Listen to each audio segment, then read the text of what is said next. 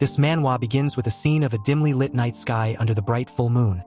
In the White Demon Castle, the Lady Goddess of Darkness, Heloise, calls out the White Demon Saint, Chen Bai, our protagonist. With a cold stare, Heloise said to a Breathless Bai that his failure in his previous mission had put her in a bad mood. So for his punishment, he had to be deleted out of existence. Maybe, if he ends up in hell, he will learn a thing or two about the consequences of failing a mighty being such as herself. Shocked at the unexpected and unforgiving turn of events, Bai, sweating profusely, begged for his life. He loudly asked Heloise to please consider his past accomplishments and give him another chance. Unfortunately, his plea fell on deaf ears as Heloise continued that lowly being such as him has no right to request another opportunity from her mighty self. And as for Bai's white magic castle, well, it will face the same fate as him, obliterated with the darkness. So with that, endless darkness descends on the white magic castle, devouring everything in sight, including him. Seeing this, Bai struggles pointlessly to survive. However, moments later, he was plunged in the pit of the endless darkness. As he was being consumed, he thought of how he had completed nearly 100 quests for Heloise, to the point that it was basically the entire sum up of his life, and due to his dedication, he was still a virgin loser. But just because of one failure, he was being wiped out. On top of that, Heloise never considered him as nothing other than a lowly human trash. In that case, fuck this shit. He refused to accept it. He would never submit to this bitch. As the darkness consumed 80% of his body, leaving his head to his chest with one arm, Bai laughed menacingly about his fucked up situation. So with his remaining strength, he gave Heloise the middle finger, calling her an evil dark bitch as his final act of defiance. However, Heloise, with her cold and nonchalant demeanor, casually stepped on Bai's remaining body like squashing a disgusting bug under her feet into the sea of endless darkness. So as his remaining body finally deteriorate, leaving his hourglass necklace, Bai suddenly woke up from his bed, shouting on top of his lungs, still cursing and giving the middle finger to Heloise. Sweating bullets, he regained his bearings and wondered why he was not dead. Turning his head from left to right and right to left, he noticed that he was in his dorm from his college days. How did I get here? Wasn't I killed by that bitch? Bai questioned himself in complete shock. He then wondered if it was a dream, but the decades of trial he went through felt so real. Steeling his resolve, he concluded that it wasn't a dream. It was in that moment that he noticed his necklace, the hourglass. It was the item he obtained 20 years after the arrival of the Universal Will, and when the trial began, it was the most unique item he had ever seen.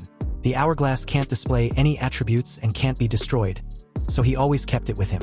He also remembered that the sand was at the bottom, it wouldn't flow even if turned upside down, but now it's at the top. So with that, Bai believed that the sand flowing back meant time had reversed, and as he checked the current time he was in. June 5, 2023, 10 days before the arrival of the Universal Will and the start of the trial. It is revealed that 10 days later, on the 15th of June, the Universal Will would officially arrive and the trial will begin. More than 90% of humanity will die, and the deceased humans will turn into various zombies and monsters. All conventional weapons will fail, and the world will witness its demise in just one night. However, along with the dangers of the Universal Will and the trial, came opportunities for those who survived. They awaken innate abilities, and many magical equipment and items from various copies were also descended onto Earth along with the Universal Will. These good things even attracted gods who control the rules of the universe, and these gods cannot directly intervene in the trial, so they attract humans under the guise of protection, attempting to gain benefits from it. In his previous life, he was not strong enough, and due to this, he paid a lot to just join under Heloise's command. Bai desperately completed every task Heloise assigned him, trying to enhance his status, but what he never expected was to be erased just for failing one mission. Moments later, Bai received series of notifications as he searched the news for any weird abnormality. He found what he was looking for, and the news made mention of a new type of rabies, something like zombies from the movies. Patients at Jiangcheng First Hospital are going crazy and biting people. Also, something unbelievable occurred at the hospital. Apparently a body in the middle of forensic dissection at the medical examiner's office woke up. Bai read everything and knew where to start his quest in getting stronger. This time, he plans on getting stronger enough that he wouldn't rely on anyone or any god. Scratch that. He wants to become strong enough to crush even the gods. To crush their narcissistic asses under his feet just like that bitch Heloise did to him. Also, he will make her pay for what she did to him, Bai vowed to himself. So with that, he made his way to the hospital, thinking that 10 years later after the trial began, someone claimed to have discovered the only way to upgrade innate abilities. The person said that 10 days before the trial began, a person's innate abilities actually became effective, and if one discovers and utilizes their innate abilities, they can upgrade them. Again, in his previous life, his innate ability was an E-rank virus resistance. According to that method, by thought of using it to upgrade his innate ability, he must use the virus to trigger and strengthen it in advance. Bai hides behind a wall as he listens to a doctor commenting on how such strange symptoms was truly unprecedented. The nurse replied, saying that she feels like the patient looks exactly like a zombie in the movies. When they left, Bai sneaked in and approached the patient, whose body was heavily restrained, and his mouth was restrained as well to avoid any noise. He stood directly beside the patient, silently confirming out loud that it was indeed a zombie, and as he plunged a syringe into the patient's arm for his blood. Bai commented that to utilize and train his virus resistance innate ability, he can only rely on this patient's blood. He drew some of his blood, commenting that it was enough to trigger his innate ability. A while later, he arrived at his dorm, noticing that his roommates were not present, indicating that they were going to stay up all night. He then took out the syringe with the zombie's blood, momentarily stared at it, thinking that if the theory was wrong, then he will die. Fuck it. He will take his chance. He plunged the syringe in his arm and injected the blood into his body. Before the time reset, Bai struggled for decades as a weakling, barely surviving until he finally made progress. So even if he awaked an E-rank innate ability again, this time knowing the future, he would still miss opportunities due to being too weak. So as the blood seeps into his body, bulging his veins and eyes, Bai experienced an unimaginable pain. He willed himself, commenting that to start over and still be weak was equivalent to him begging for death. If that's the case, he might as well just die now. Seconds later, his wish was granted as he collapses on the floor, losing consciousness as everything fades into complete darkness. In the darkness, Heloise stood in front of his struggling, crouching form. She called out to him, telling him to just give up his futile resistance and embrace the darkness. As a lowly human as himself, he should just be part of the darkness, as that was his most fitting end. Seeing the hallucinated figure, Bai commented, "Oh please, not this bitch again. Seriously Heloise, even in my sea of consciousness you still want to torment me." Bai roared loudly with complete determination and hatred-filled expression. "Just you wait, you fucking bitch. Chen Bai will make you pay for everything." A while later, in his dormitory, Bai stood on his balcony, still in a zombie state. He heard the noise of his dorm's door opening, and as he turned around, his roommates stared at his appearance with an expression like their souls had left their bodies. They immediately took a defensive stance and asked him what was going on. Hearing his name snapped him back to his senses, and as they all stood there, momentarily silent and unmoving, Bai welcomed them back and told them he was going to the washroom to clean himself up. He dashes for the door, leaving them speechless. In the washroom, he stared in the mirror, ecstatic that the theory worked. The zombie virus didn't kill him, and his innate ability has upgraded successfully. He also wondered what level his innate ability will be after awakening. At that moment, the Universal Will appeared, congratulating Chen Bai on being selected as a pioneer, receiving the title of Pioneer and Awakening in advance. Bai heard the announcement in his head and immediately knew that it was the voice of the Universal Will. Also, he thought that if he had already awakened, then he can open his status window. He first opened the title interface with a joyful expression. As a pioneer, he was among those who had discovered, utilized, and trained their abilities before the trial began. Therefore, he can possess this title. All attributes increase by 5%. Experience gain also increases by 10%. So with that, he can open his attribute panel in advance. A sly grin formed on his face as he thought that a percentage boost was the perfect title. Bai then went on to check his innate ability panel. In excitement, his hand dented the tile he was resting his hands on. His innate ability was the Virus Monarch, an SSS awakened ability. The Virus Monarch was the most powerful ability in the virus element. It can absorb, utilize, manipulate, transform, and even create viruses. But currently, he only had the ability to absorb viruses, and the range of absorption was very limited. Knowing that he needed a large amount of virus to enhance his ability, Bai immediately thought of a hospital since it was naturally the best place to obtain such item. A while later, Bai arrived back again at the Jiangqing First Hospital. His eyes immediately shot up, shocked, as several people rushed out of the hospital, screaming in horror. A fat guy shouts at Bai, telling him that there was zombies in the hospital, claiming it was the end of the world. Hearing this, he smiled, recalling that in his previous life, he heard people talk about the name of 3 strange incidents that happened in Jiangqing before the trial came. One of them was a sealed hospital.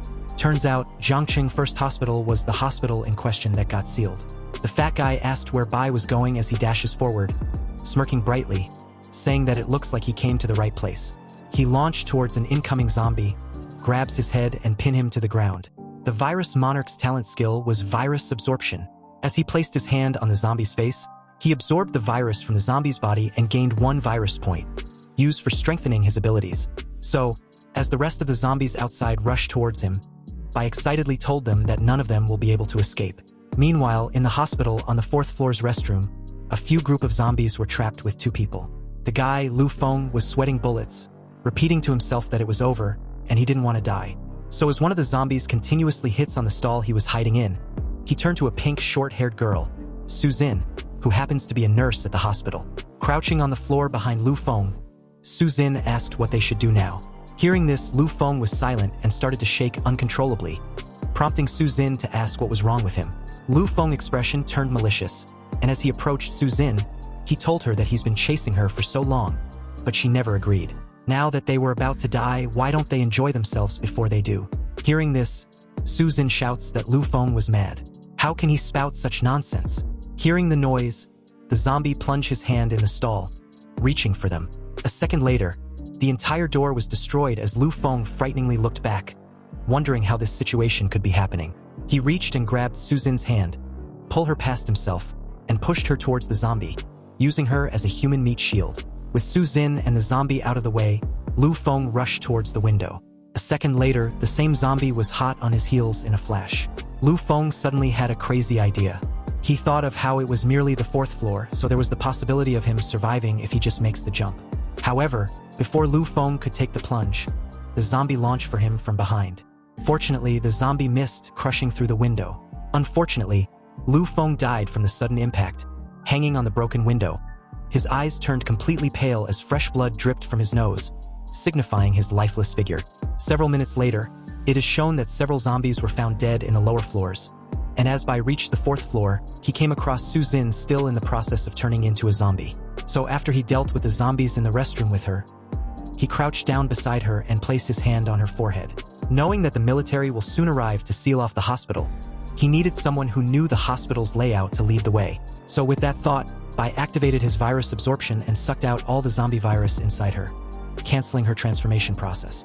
Suzin suddenly opened her eyes, sat up with a surprised realization of what happened to her, and turned to Bai, thanking him for saving her. Bai, however, was a little bit surprised that what he did actually worked. He grabbed her hand and asked her if she remembered what happened. Suzin replied that she does. With no time to waste, Bai then asked her that he needs her help with something in the hospital. However, Suzin, embarrassed with the state of her clothes, replied that she wants to change into something new first. Ignoring her insignificant request, Bai again grabbed her hand and told her that there was no time to waste. She just has to take him to the place where the hospital keeps their viruses. A while later, they were at the hospital's laboratory. Suzin then mentioned that this was where they kept their viruses, and all clinical samples from patients were tested here as well. Grabbing all the viruses he can find, Bai immediately started mixing them together, shocking Suzin to inquire what he planned to do with it. After mixing them, he used his virus absorption skill to siphon everything into his body as series of notification rang out. Bai gained several virus points, such as the initial acquisition of hepatitis of 10 virus points, influenza of 7 virus points, herpes of 9 virus points, and finally an HIV of 10 virus points. With all the viruses absorbed, next was strengthening of the zombie virus with the viruses he just acquired. Bai knew that there were several methods of enhancing his strength. They were the ancestor virus, the dark light virus, the decay virus, the cocci virus, and lastly the T virus. But it seems that the most beneficial method of enhancing his strength was the dark light virus. You see, zombies virus evolves into the dark light virus, and all attributes increase by 10. Self-healing ability also increases by 200%. Bai successfully obtained the core ability of the dark light virus to evolve and devour.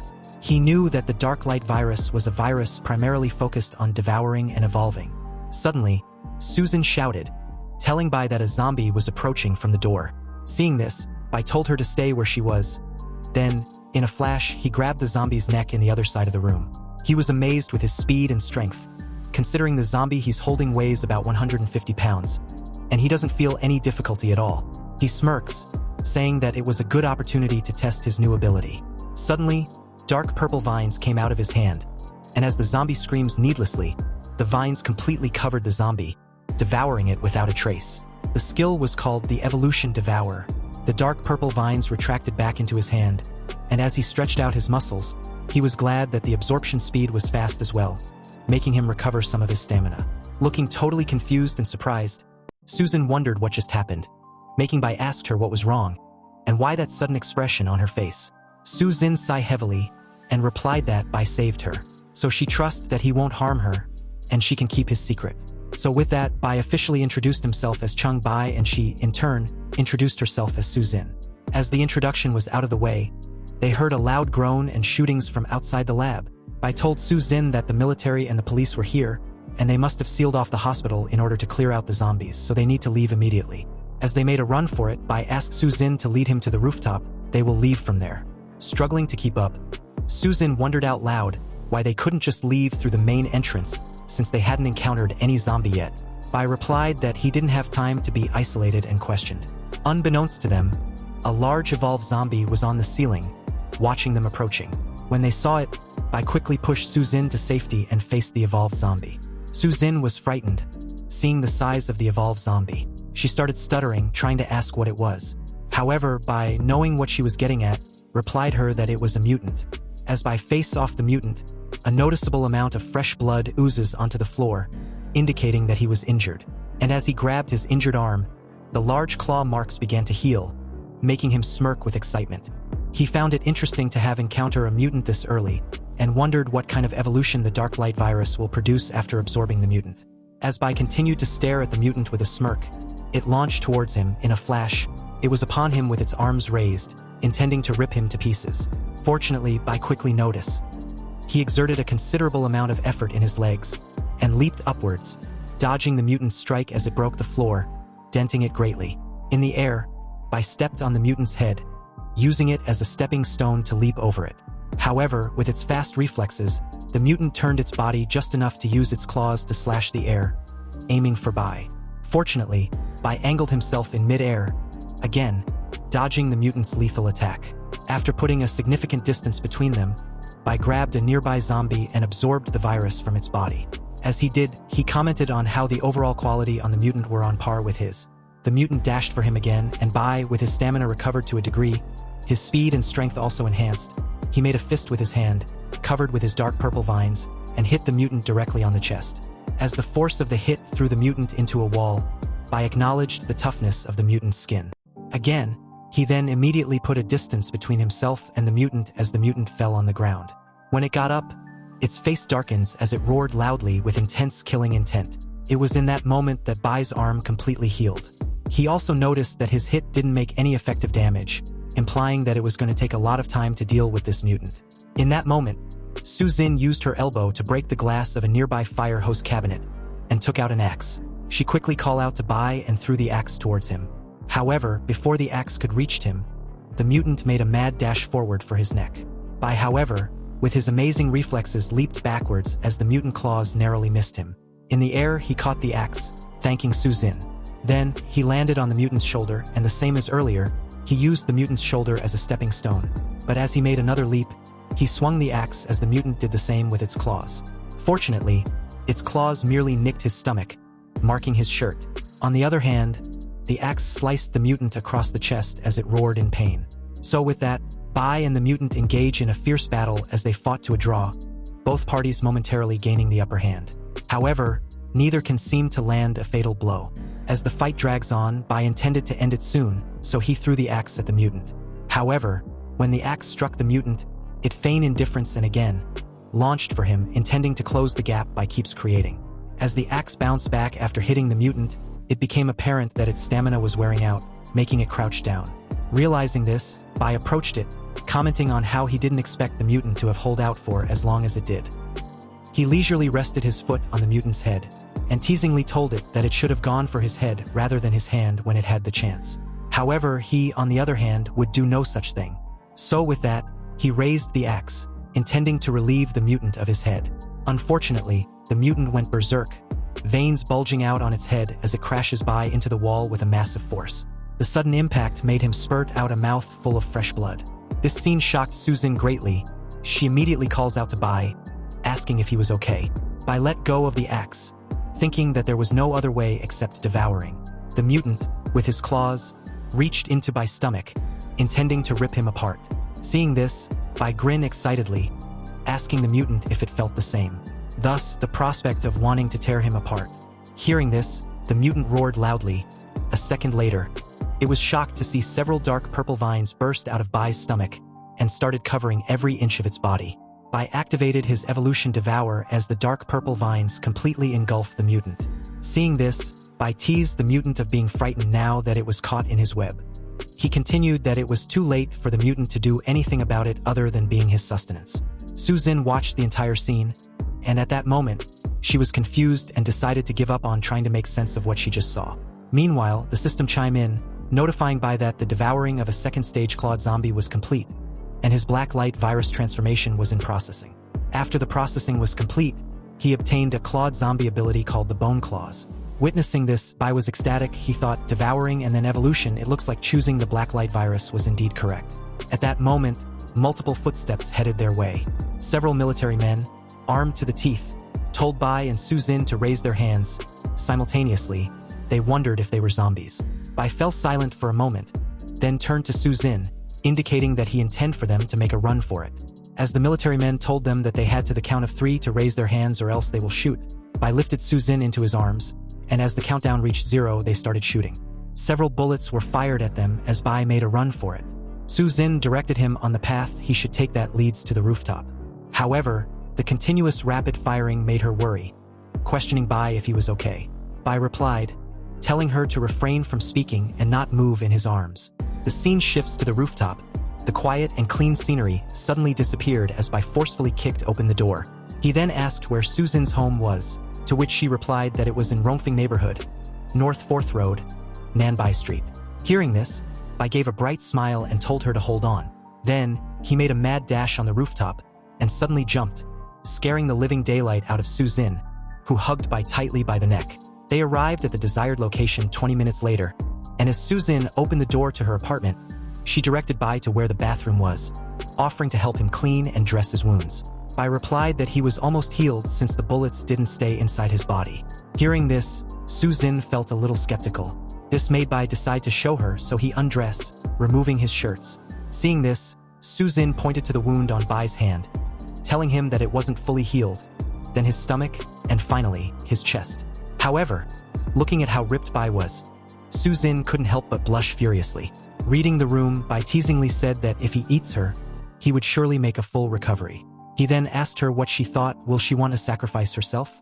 Hearing this, Suzin answered, saying that if Bai was going to eat her, he would have already done so, since he had numerous opportunities. In that moment, Bai closed that distance between them, and seductively replied that she was wrong. He didn't eat her earlier because the environment wasn't quite suitable. And also, she misunderstood what type of eating he was referring to. So with that, he ripped out the remaining clothes on Suzin's body, saying that the environment was good and more suitable now. He then asked again about what she thought about helping him recover. Will she willingly sacrifice herself? Hearing all this, Suzin's face was all kinds of shades of red. She began stuttering, unable to form a sentence. So Bai took the plunge and kissed her on the mouth.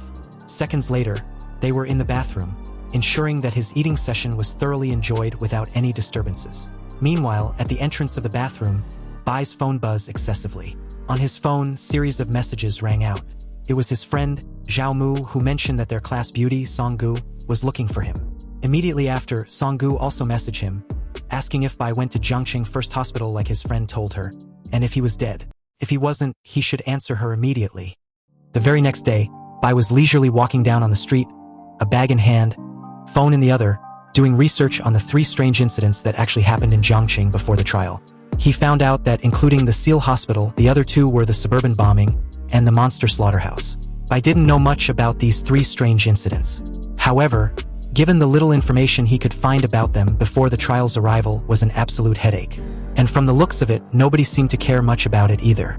To everyone, it was just something unimportant that was occasionally mentioned in casual conversations. Just then, Suzin called. Bai answered, telling her that he was on his way with their breakfast, but she quickly cut him off. Suzin said that 2 men are at her apartment looking for him, and that's due to the fact that someone named Song Ziqiong wants to see him urgently. She continued that the men looking for him don't look like good people. Also, since they bluntly made mention of Song Zicheong wanting to see him, then it's highly probable that it's a scam. The reason being that Song Zicheong is basically the queen of Jiangcheng and doesn't openly invite anyone. Su Xin asked what she should do. Hearing this, Bai replied that they weren't lying, however. She should tell them to wait outside for him. It was at this moment that Bai checked his messages and found out that Song Gu had been trying to reach him non-stop. Song Gu is the daughter of Song Zicheong. Also, she was a classmate of his and they had some entanglement together in the past. After reading through the messages, Bai found it interesting that Song Gu went to see her mother. And since she could find her way to Su Xin's place meant that she must know something. Bai realized this and decided that it seemed necessary that he meets with Song Zicheong. A while later, at the suburban freezer warehouse, a car makes a sharp turn before coming to an expected stop.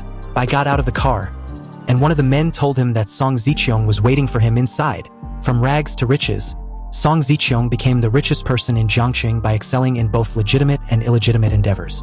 Also, after the trial's arrival, she was awakened as an A-level talent, swiftly building her power, and eventually, she unified the whole Jiangcheng amidst the three-way competition, truly becoming someone deserving of the title Jiangcheng's queen. In his past life, Bai could only look up to someone like that. However, things are different now. Bai thought that if she could recruit Song Zicheong to his side, then there will be much more he can do during the current interval before the trial begins. As they entered the warehouse's corridor, Bai was officially introduced to Song Zicheong. Song Zicheong apologizes for bringing him here on such short notice, but she couldn't have it any other way at the moment. Hearing this, Bai asked if there was something she wanted to talk to him about. Song Zicheong replied that she called Bai here because Xiao Go, her daughter, came home in panic, requesting that she save Bai since he went out of contact at Jiangcheng First Hospital. So the reason for this gathering was to see what kind of man could make her daughter so nervous. She continued that she was curious about what's so charming about Bai to capture her daughter's attention. Hearing this, Bai wasn't buying her bullshit. He bluntly stated that Song Zicheong should stop beating about the bush and just mention what's the real purpose for her meeting. Song Zicheong commended Bai for being quite straightforward. So due to this, she won't beat about the bush anymore. She replied that, to put things bluntly, she wants Bai to be her man. He can also have her daughter if he's interested in her, because being her son-in-law wasn't out of the question either. Bai replied, wondering out loud what could be the reason for Song Zicheong to want him so badly. Song Zicheong turned back slightly, and with a sly smile, she answered by that with his heroic performance at the hospital, who in their right mind wouldn't want him, or in her daughter's case, have feelings for him. Hearing Song Zicheong casually made mention of his deeds at the hospital shocked Bai greatly. He remembers destroying the hospital surveillance system and power supply, so how did Song Zicheong know about what he did at the hospital so quickly? Song Zicheong teasingly told him not to underestimate her capabilities. At least, during the time from the lobby to the monitoring room, her people could still trace him. Also, she was lucky to conveniently have someone in the hospital who was trapped at the ward. That person luckily saw everything and relayed everything Bai did at the hospital. Thanks to Bai killing all the zombies, she was safe and sound. Unfortunately for Bai, she took a video of his fight against the mutant. So as Song Zicheong showed by her proof, she was confident in how lucky she was that among the survivors brought out of isolation by the military troops the next morning, she found a colleague of Su Xin who was quite familiar with that bastard Lu Feng. Hearing Lu Feng's name, Bai recalled the night before where he shared with Su Xin. She made mention of Lu Feng. Su Xin said that Lu Feng was in the bathroom with her, and not only did he try to forcefully have his way with her, he also pushed her towards the zombies, using her as a human meat shield. So as Su Xin continued to tell Bai everything that happened to Lu Feng, from running to the window, to getting his head smashed through the window's glass. Finally realizing Lu Feng was the one hanging on the window, Bai questioned Su Xin if Lu Feng wasn't dead when he came in. Su Xin replied that she believed he was. However, she hates Lu Feng so much for what he did to her, and wants nothing to do with him. Anyway, she feels much better now, and she would like to continue what they started earlier. Bai cheekily stared at a blushing Su Xin with one eye, and replied that he really didn't expect her to be a first-timer. Also, Su Xin's screams from just moments earlier was quite tragic. Su Xin apologizes and Bai answered that it was okay since they had plenty of time in the future. However, Su Xin was not having it. She replied that she must satisfy her lifesaver at any cost. So with that, she got on top and the rest was a wild marathon throughout the night. Back at the suburban freezer warehouse at the corridor freight elevator's first floor, Bai asked Song Zicheong if she could tell him where the isolated survivors were. But Song Zicheong tried to leverage this information by telling Bai to agree to being his. Then and only then will she tell him. Hearing this, Bai answered that Song Zicheong had really underestimated him. Song Zicheong said that Bai was right, with just this piece of information it wouldn't match a man of his skill. She tried to continue, but Bai cut her off by saying that Song Zicheong misunderstood what he said. What he implied was that Song Zicheong knew little about him because if she did, then she would have known that he couldn't be her man, but rather the other way around. She would become his woman instead. So with a sly grin, Bai activated his bone claws skill, trying to intimidate Song Zicheong, and also show her what she was up against by extension. Seeing this, Song Zicheong, with a visibly worried expression, asked if that was really a mutation of the zombie virus. Her bodyguard immediately got in front of her, alert and ready to fight Bai if it comes to it. However, Bai just casually waved his hand, deactivating the bone claw skill, continuing that if Song Zicheong agrees to be his woman, she will also tell her what it was that he just did. With both parties at a stalemate, Bai asked Song Zicheong what she thought about his offer. Song Zicheong just smiled and replied that Bai also underestimates her as well. With just those claws, did he think she could win her over? Moreover, Bai already has Su Xin and she is pretty as well. Why will he be interested in an old lady such as herself? In a flash, Bai was delicately holding Song Zicheong's chin, and with a touch of his unlimited riz, he replied that who wouldn't be tempted by such a beautiful woman. He continued by purposefully saying that everyone has their strengths and weaknesses, and at least in these days before the apocalypse, there were much more Song Zicheong could do for him that Su Xin can't. The word apocalypse didn't go unnoticed by Song Zicheong. She asked what just a few zombies could do. Zombies? They are not even worthy of being called a warm-up. Bai replied her with a devilish grin. Hearing this, Song Zicheong knew that Bai knew more than what he was willing to share. More than she could even imagine, Bai replied. At this point, Song Zicheong knew that they were both not the type that will submit to the other. So, she proposed a cooperation, her help for Bai's knowledge. Hearing this, Bai readily agreed as both parties shook on it. As they did, Bai commented on how conquering the Queen of Zhenqing was indeed not easy to do. Song Zicheong replied that it wasn't. However, she'd never come across any man who could conquer her, and she is actually looking forward to that person. However, she encourages Bai to keep up with his effort. As they were filling each other out, a loud bang rang across the entire warehouse. It was a gunshot, alerting them to wonder what was going on. As the shootings intensify, Song Zicheong explained to Bai that a night ago, Commander Huang of the Jiangcheng military region sent Captain Zhao to negotiate with her. They've requisitioned some refrigerated warehouses to store live zombies and survivors rescued from the isolated hospital. Confident that the rapid gunfire was from them, Song Zicheong wondered curiously what could have gone wrong there to cause such a ruckus, since there were only around 30 zombies locked in the cold storage. She was genuinely confused because the zombies captured were hardly capable of moving, and the military had also stationed half a platoon there with them. Bai listened carefully, and thought that he didn't expect the discovery of the zombies to happen so quickly. This is due to their sluggishness in low temperature, but since the military wouldn't know that extreme conditions increase the probability of zombie mutation. At this moment, Bai had a suddenly realization: the suburban cold storage and mutated zombies were too obvious and coincidental to ignore. That location was indeed the third location of the 3 strange incidents that actually happened in Jiangcheng before the trial, the suburban bombing. So with a wide grin, Bai was excited, wondering what kind of mutation the zombie will be. He then tells the 2 women behind him that they need to go check it out. Meanwhile, at that location, several military men struggle to fend off a mutated zombie. Aiming for its mouth, one of the men throws a hand grenade directly at the mutated zombie, causing it to roar loudly, wallowing in pain. The hit also made it falls backwards, dusting the area as it crushes into the cold storage building.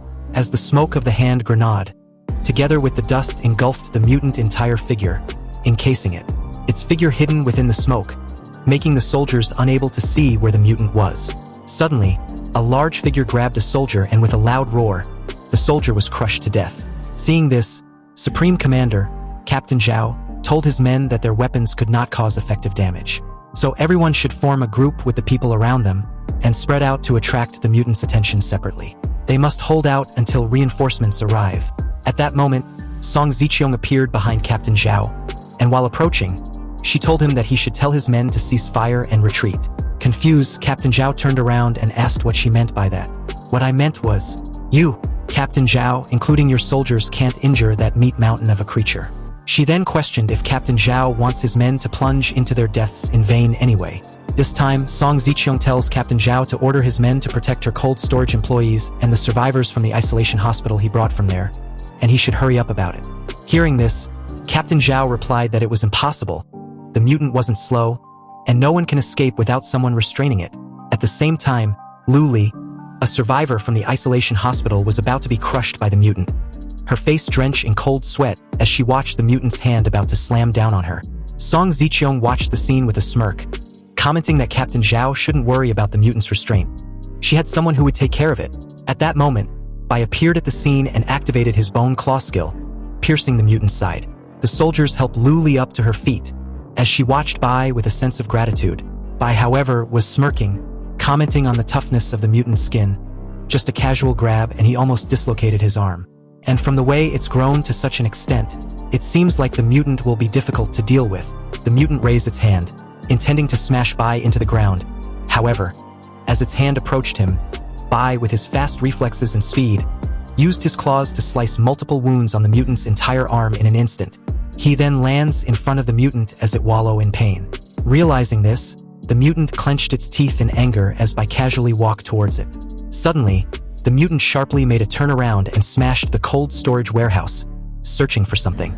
Seeing all this, Captain Zhao worriedly asked Song Zicheong if he was raising a monster. Song Zicheong replied him with a cheeky grin that Bai wasn't a monster but her partner. In the closest storage room full of meat, the mutant intended to devour the meat to increase in size and strength. However, Bai stops it, teasing the mutant of wasting all these meat. He then activated his evolution devour as several tentacles spread out of him, devouring all the meat, and was also about to devour the mutant's arm. Seeing this, the mutant punched furiously at Bai with its other arm. Fortunately, he makes a leap over the mutant in time as the system chimed in that the devouring was complete. Host has consumed a large amount of frozen beef. Blacklight virus has evolved slightly, increasing host's strength and endurance. Seeing this, Bai smiled. This was truly a premium beef. Not only did it restore his energy, but also made him level up. Realizing this, Bai knew that the mutant was trying to replenish its lost energy. The mutant looks exhausted, so it was time for it to die. Bai laughed menacingly at the mutant. Moments later, a massive beam of energy was shot at the mutant, shocking both Song Zicheong and Captain Zhao. And as the mutant was falling to the ground, Bai followed with a skull-crushing punch to the mutant's forehead. However, immediately after, he flinched when the mutant raised its hands intending to crush Bai. Bai saw this and smirked mockingly, activating his evolution devour again. And as the tentacles burst out and gradually wrap around the mutant's entire body, and also restraining its hands, Captain Zhao was horrified and sweating bullets seeing this. However, Bai continued with his teasing as the mutant screamed needlessly. Captain Zhao could no longer stand idle and watch the scene unfold. He commented that Bai was definitely not human. Then, his face suddenly morphed as a wicked idea occurred to him. He thought of how, with both monsters restrained, it was the perfect opportunity to blow them up. So with a loud shout into his walkie-talkie, he ordered to have his reinforcements launch a missile to his desired coordinates. Fortunately, before he could give out the coordinates, a tap on his shoulder made him halt his actions. He turned to look at Song Zicheong, who warned him to think carefully. Bai was helping them now, and he also saved his fucking ass a while ago. He doesn't need to do something stupid that will end badly for everyone. 10 minutes later, Bai had successfully devoured the mutant. However, the soldiers, under Captain Zhao's command, aimed their firearms at Bai, who looked unbothered by the threat. Captain Zhao told his men to be on high alert on Bai's every movements. Hearing this made Song Zicheong displeased, so she reminds the captain about what she said earlier. Captain Zhao replied that he hasn't forgotten. However, if her partner decides to attack, then he will retaliate in kind. Closing his eyes, Bai felt an overwhelming surge of energy as the system prompt notified him that the first obtainment of a zombie virus variant Flesh Mountain. His strength form is primary and gained 500 virus points. Also, he unlocked the Virus King talent called Virus Injection. Seconds later, he opened his eyes, took a deep breath as his gaze sharpens. At that moment, another notification chimed in, notifying Bai that he devoured a rare mutant, which was a first-stage strength-type Flesh Mountain zombie. Therefore, all abilities of the Black Light virus will be greatly enhanced. And with that, his Bone Claws ability has evolved, growing in size and increasing in efficiency. Also, the strength form of the Flesh Mountain decomposed, and as a result, he gained another ability called the Heavy Hammer. This basically makes his hand increase in size massively, along with a superhuman strength. As he examines both abilities, Bai was delighted.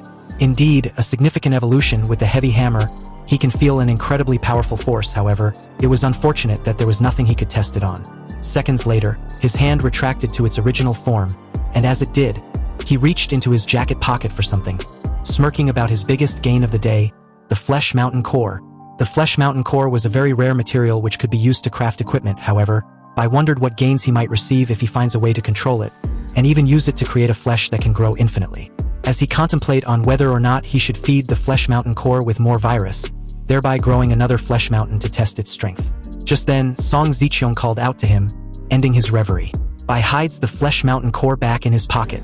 At the same time, Lu Lai walks up to him with a bright smile, and as she stretched her hand, introducing herself, Bai told Lu Lai that he heard of her. She is a well-known journalist in Jiangxing, and also a somewhat famous internet celebrity. Curious, Bai then asked if Lu Lai was the one who secretly filmed him at the hospital. Hearing this, she replied him with her nervous smile that indeed, she was the one. Also, she wants to personally thank Bai for saving her twice. Bai closed the space between them and said saving her both times was just a mere coincidence. However, did she film his fight with the Flesh Mountain mutant? Lu Lai replied nervously that it was a professional habit. But if Bai did not like being recorded, she could delete it if he prefers it.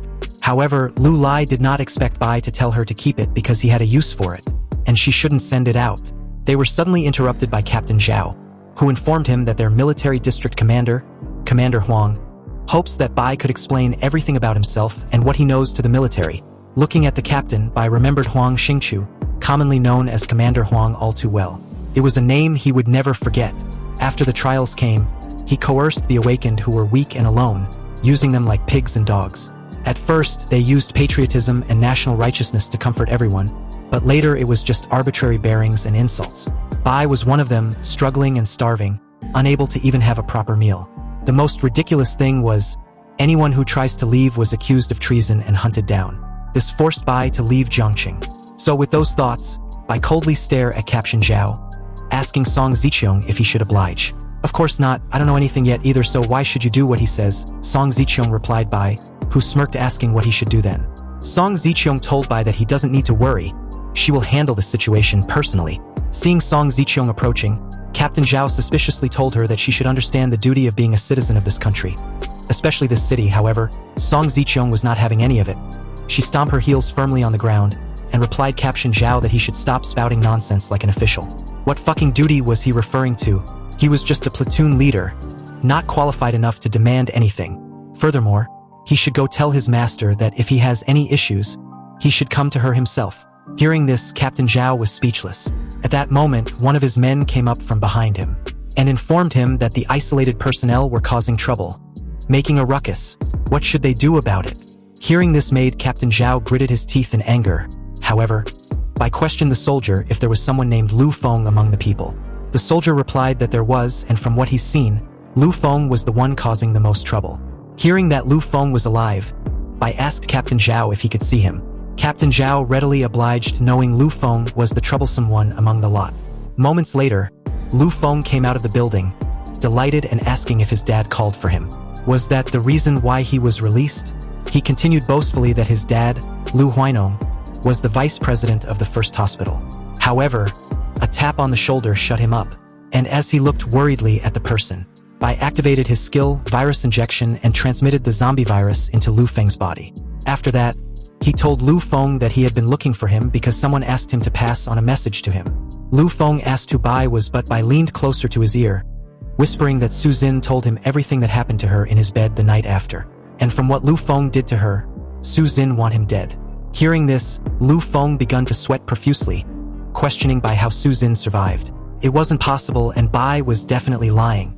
Suddenly, Bai stepped back, loudly telling everyone that Lin Feng was infected and was about to turn into a zombie. The sudden news made everyone alert, watching Lu Feng cautiously. Lu Feng was incredulous, saying Bai was just spouting nonsense. Was he playing him? He continued that Bai was the one about to turn into a zombie when he was done with him. Lu Feng then launched towards Bai, shouting that Su Zin was a bitch. How could she be with him? And this was a lie intending to trick him. Bai was going to die. At that moment, Lu Feng's anger clouded his reasoning. His eyes bulged out as the virus took over, transforming him into semi-mutated zombie. But before he could fully reach Bai, he activated his heavy hammer, punching Lu Feng. Lu Feng's entire upper body disappeared upon impact as the punch created a slight shockwave, shocking everyone. Seeing the results, Bai thought that the skill wasn't bad. It was more powerful than he previously thought. Meanwhile, Captain Zhao was watching Bai's mutated hand with a surprised look, questioning himself if Bai was a superhuman. Bai turned to Song Ziqiong, referring to her as his boss. He told her that he will relay some information to her when they get back. Hearing this shocked Song Zicheong, so she told Bai to just call her Zicheong or Song Jie from this very moment onwards. Puzzled, Bai asked why. Song Zicheong grabbed Bai's hand and replied that she doesn't believe her partner should refer to her as boss. Besides, with this, it's still possible for her and those who also wants to be with him. Hearing this, Bai smirked, saying that everything will depend on her value and performance. Soon, the group was on the road. And while in the car, Song Zicheong told Bai that she was taking him to her place for dinner. Hearing this, Bai readily agreed but replied that he shouldn't be disturbed for here on out till they reached her villa. He had something to take care of. It was time for the lottery draw, and he wanted to see if there were any good rewards for defeating the Meat Mountain. So with that, he opened the inventory and from the looks of it, his luck wasn't that bad. Surprisingly, he obtained 2 skill books. One was an active F-class skill, Rampage Bloodlust, which increases all attributes by 3 for 10 minutes with a cooldown of a day. And during cooldown, all attributes decreased by 50%. Seeing this, Bai knew that this rewards wasn't worth it, so he moved to the second rewards, which was an E-rank passive skill, Muscle Enhancement. This skill greatly increased muscle mass and double the growth rate of strength and constitution. Yeah, this wouldn't work either. As a regressor, Bai knew that those who used this in his previous life all turn out to be muscle freaks, greatly reducing their flexibility. However, Bai thought that although they were not useful for him, these skill books were quite valuable in any of the trial. Whether it's for building a faction or rallying people, they were quite useful to have. Oh, and speaking of building a faction, Bai thought it was time he started planning. The other rewards for killing the Meat Mountain amounted his gold coins to 6, his silver coins to 35 and his copper coins to 6, just enough to establish his own chart group. He will use the chart group to gather pioneers and help them lay a solid foundation before the trial. They might be useful in the future. The faction in the latest stages of the trial in his previous life were complex, making the relationships established in the early stages of the trial crucial. So with that, Bai created a chat group, costing him 5 gold coins. The system notified him to name his chat group, but Bai decided against it for now, canceling the naming. Bai intends to rebuild his White Demon Castle and remake it into a divine kingdom. And as for Heloise, he will make sure to let that bitch crawl and beg, becoming the lowest dog at his feet when he is done with her. And that was a promise. The scene shifts to 3 hours later, at Song Zicheong's private villa. Song Zicheong, holding her chin, pondered. Based on what you said, in the cosmic trial, more than 90% of the population will become monsters and some will be gifted and become evolvers. Also, modern conventional means such as firearms and most electronic devices will be rendered useless. Upon hearing her analysis, Bai smirked, confidently saying that it was unfortunate, but that's all he can tell her at the moment. However, it should be enough for you to deal with the immediate challenges and gain an advantage, am I correct? No, not enough, Mr. Chen Bai. I will get straight to the point then. How can I become your person? Song Zicheong asked with a serious expression. Well, the first thing must be your ability. I don't need useless people. Second is loyalty, and I mean absolute loyalty, like a loyal dog to its master. As Song Zicheong continued to stare at Bai, she paused for a moment, her gaze exuding a confident decision. She replied that loyalty she can provide, and as for ability, she believed she was qualified.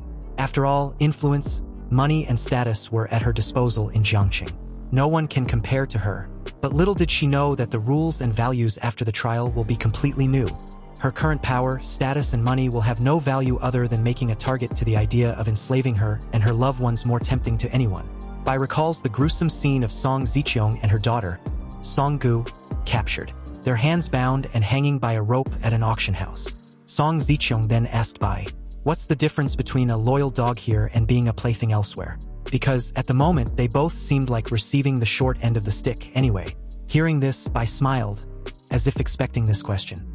He replied that the difference was that she will be given freedom where she can exert her strength if she wishes, and a master who won't restrict her out of fear of her power.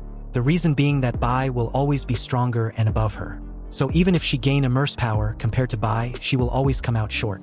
Hearing this made Song Zicheong smile, and while flicking her short hair, she replied that she suddenly had a feeling that if she hesitates any longer, she will miss out on a very important opportunity. So with that comment, she immediately stood properly, then slowly got on her knees. And without any hesitation, she calmly said she was willing to serve Bai, not forgetting to call him master. Seeing this scene, Bai commented that he's not gonna lie. The reputation and status that Song Zicheong currently has had made the emotional value she provides extremely high. It is intoxicating, almost like an addictive drug, and quite interesting.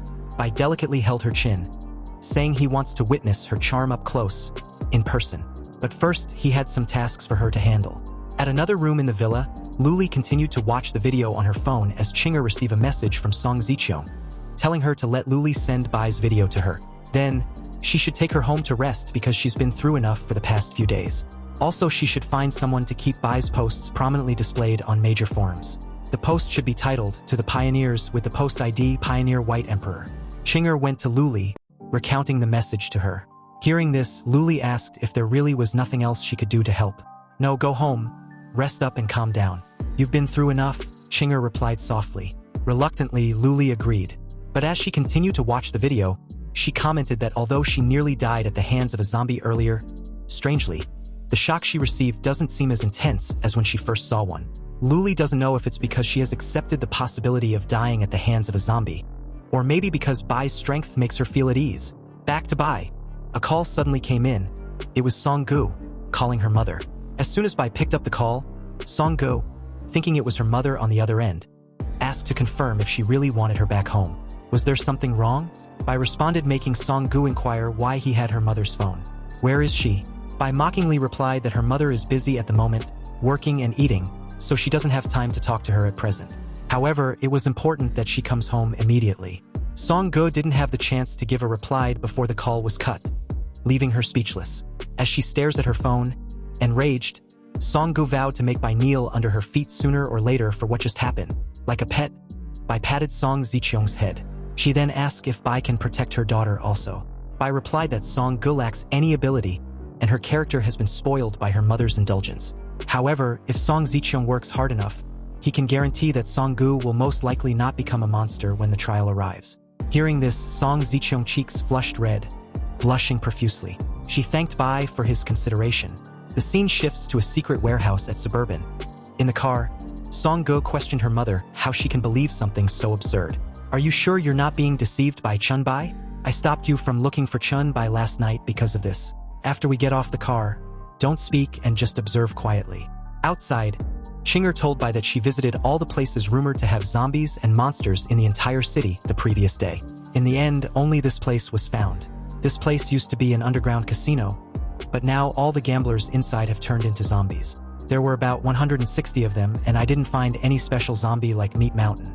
Hearing this, Bai thought of the zombie slaughterhouse. Could this be the place? Bai questioned himself in disbelief. No, it can't be. The hospital fit the description because they're indoors, and also it was the Meat Mountain because it's extremely difficult to kill. And this place is remote, so if something happens, it's hard for people to remember and spread it.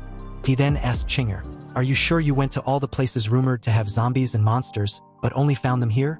"Yes." Hearing her confirmation, Bai pondered. It seems that someone is still collecting zombies, and the place where he places them should be the zombie slaughterhouse. The military only contain a few dozen zombies at most, but this person wants to collect all the zombies and monsters.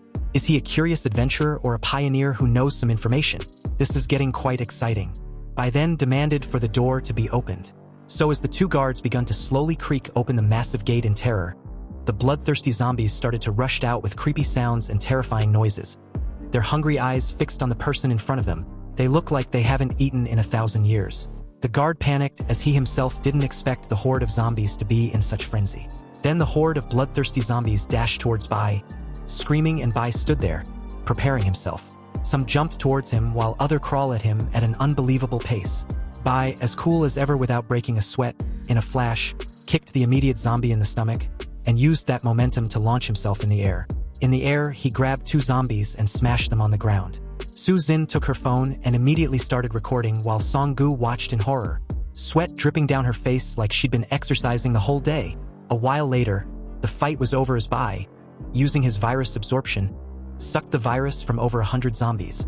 He stood on top of a pile of their corpses, the virus radiating off his body in waves. The system congratulated Bai on obtaining the title Zombie Hunter by killing over 300 zombies. With this new title came with an E-rank skill Zombie Slayer, which boosts all attributes of +5 and also increases damage to a zombie by 5%. The system also informed him that he had collected 500 samples of zombie-class viruses, which could be used to exchange for the zombie virus serum formula. This was achieved using his virus points in the talent tree zombie virus entry. Bai was surprised seeing this.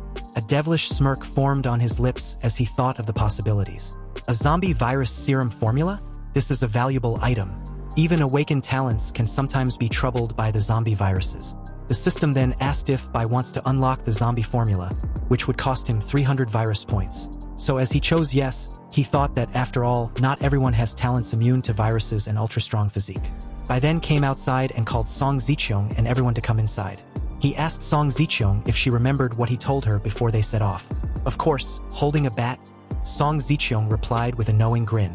Behind her was the three girls. So as Chinger and Su Zin confidently stare ahead with a stern face, Song Go covered her mouth, trying not to throw up.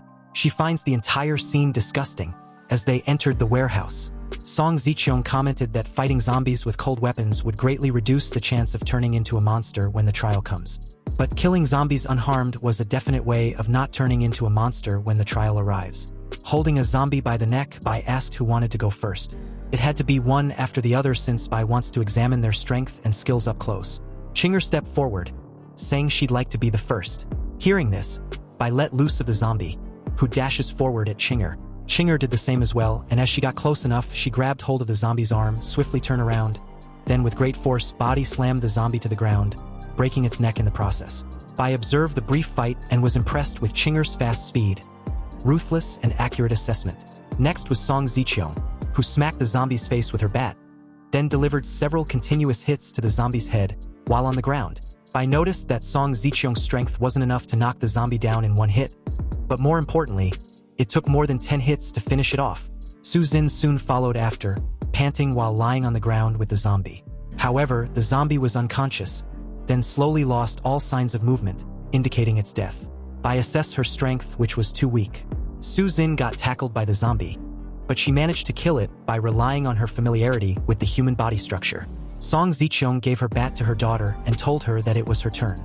But Song Go was scared shitless, even to the point that she peed on herself, shouting that she can't do it. Seeing this, Bai didn't waste any time in failing her.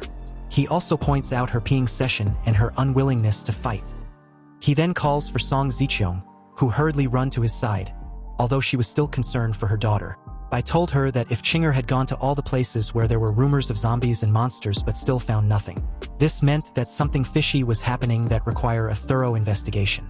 Song Ziqiong responded in agreement to investigate, but about her daughter, Bai cut her off, saying that it was too bad, especially for Song Gu. He doesn't have time to slowly train everyone, so she had to arrange their practice, including her daughters. This answer worried Song Ziqiong because Bai won't be there to eliminate the virus if something unexpected happens. Hearing this, Bai handed her a paper, and when she looked at it, she was surprised. Confused, she asked what it was. But upon a close inspection, she noticed that it was a note containing the zombie virus serum formula. Song Ziqiong remarked that the steps were so complicated, but Bai told her that she could put the materials of the formula to generate it herself if she so chooses. This was the preciousness of potion formulas. Upon hearing this, she smiled, thanking Bai for his trust in her. Song Ziqiong assured Bai that she would do her best to complete the task he has entrusted to her, and keeping the formula safe had become one of her utmost priority. Satisfied with her answer, Bai replied that she should go do the task he had assigned her, and also have someone to send me back to the villa. Of course, sir. I will have Chinger take you to the villa as per your command. Later during the day, Bai, while checking his phone, wondered how many people had seen his post. Not knowing if anyone had contacted him beforehand, he checked his messages. Upon checking, he was speechless, seeing the responses of everyone as they were mocking him, and even asked him which mental hospital he had crawled out from. However, something caught his eye and he became a bit serious upon seeing it. It was a private message from someone named Shil. In the message, Shil said that he knows about Pioneer because he is one too. Shil was curious about what Bai knew. Seeing this, Bai was thrilled that not everyone was a loser, as there were some gains as well. So he asked Shil about his talent, to which Shil responded that he had an S-level talent, mental control. Bai then tells Shil that he could find a communication channel on the panel. It was unlocked to Pioneer in advance, so he should search for a nameless group chat group 001, as some basic things had been explained by him in that group.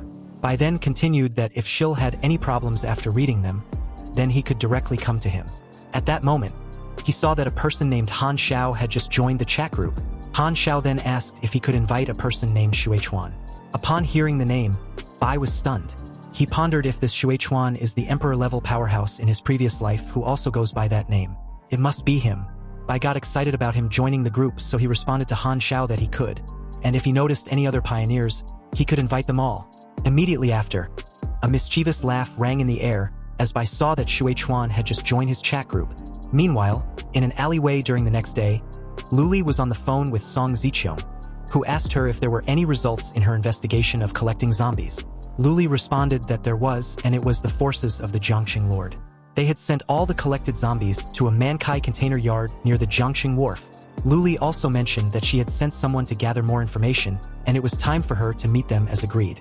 However, they hadn't returned, so she didn't see the need to wait any longer. At that moment, to her horror, two people fell in front of her. Both pretty much dead. She was terrified by the sight. The culprit was at the window, laughing while staring at her. Seeing this, Luli was stunned and scared, shaking uncontrollably. Still in a panicked state, she told Song Ziqiong on the line that she had been discovered. The scene shifted back to the villa. Inside, Bai was having a chat with a person named Lu Huai, who just recently joined the group. Lu Huai told Bai that his talent instructions were a bit obscure, so he hoped if Bai can help him understand it. Bai asked him to send it, and as he did, it was a Een Wood body of rank SS. Bai searched for it on his panel, and it showed that Een Wood body was the most Een of woods. The source of life was endless. And with Een soul entering the body, it was the land of eternal life for activating the wood body. It costs 1 spirit to activate, and for Een soul it costs 1 constitution to also activate. It was a talent of SS level, so Bai told Lu Huai that the cost of activating the ability was quite high, and if his spirit was more than 3 then he could activate the Een Wood body. Lu Huai said he had 5 spirits, so he is fortunate then. He thanked Bai for providing that information. Suddenly, Song Ziqiong came in, rushing towards Bai. Seeing her urgency, Bai asked her why she was in such a hurry. What was going on? Song Ziqiong responded that Luli had found out that all the zombies had been sent to the Mankai container yard, but she was caught in the process. Song Ziqiong also mentioned that the opposing party was asking her to negotiate. Upon hearing this, Bai stood up and asked surprisingly whether they really contacted her, and if Luli had given her up. Song Ziqiong was stunned hearing this. Song Ziqiong bowed down in front of Bai, stating that she raised Luli herself, so there was no way she would betray her. Moreover, she was discovered due to the people she was commanding from behind, so the fault lies with those people she sent out to investigate. After hearing her out, Bai decided that if that was the case, then he would save her. Song Ziqiong thanked Bai for this, and as the scene shifts back to the Mankai container yard, to be specific, in Zone B, we see that Luli was seriously tied to a chair by the same guy from earlier, Xingmeng. Xingmeng was also a pioneer, and as he poured himself a glass of wine, he commented that Luli was a bit ignorant in the situation she was in. He also hadn't touched her yet out of respect she has for Song Ziqiong. If Song Ziqiong chooses to submit to him after she arrives, then Luli would be her subordinate. However, if she chooses not to, well then, she and Song Ziqiong would just unwillingly be his playthings. Luli felt uncomfortable hearing this as she tries desperately to loosen the rope. Seeing her discomfort, Xingmeng got close to her, and with a mocking smile, he told her that they should toast to their possible upcoming cooperation. Also, Luli should be mindful not to spit the wine out recklessly after consumption. Xingmeng seemed to be delighted in seeing the fear in Luli's eyes when he made mention of punishing her. What? Do you not agree with my toasting? Suddenly, Bai's voice rang out from the other side of the room, where he seems to be cutting a steak leisurely at the table that was prepared to invite Song Ziqiong. He commented that there was no grace in his toasting, so why should he punish the girl for his poor manners? Or maybe the girl doesn't like drinking. Seeing Bai, Xingmeng was shocked. He wondered when Bai came in without his knowledge. Bai then stood up with a steak in hand, and as he approached Luli, he asked her if she was hungry. He continued that he had tried the steak and it wasn't that bad. Seeing this, Xingmeng was getting annoyed with Bai, who dismissed his presence like he was a joke to him. Bai then fed Luli and coolly told her that he was here to take her home. Luli's cheeks flushed bright red as she stared at Bai in admiration. Xingmeng then asked if Song Ziqiong sent him, but soon he denied it himself, realizing that if Bai could get this close to him without him noticing, then Bai must be a pioneer too.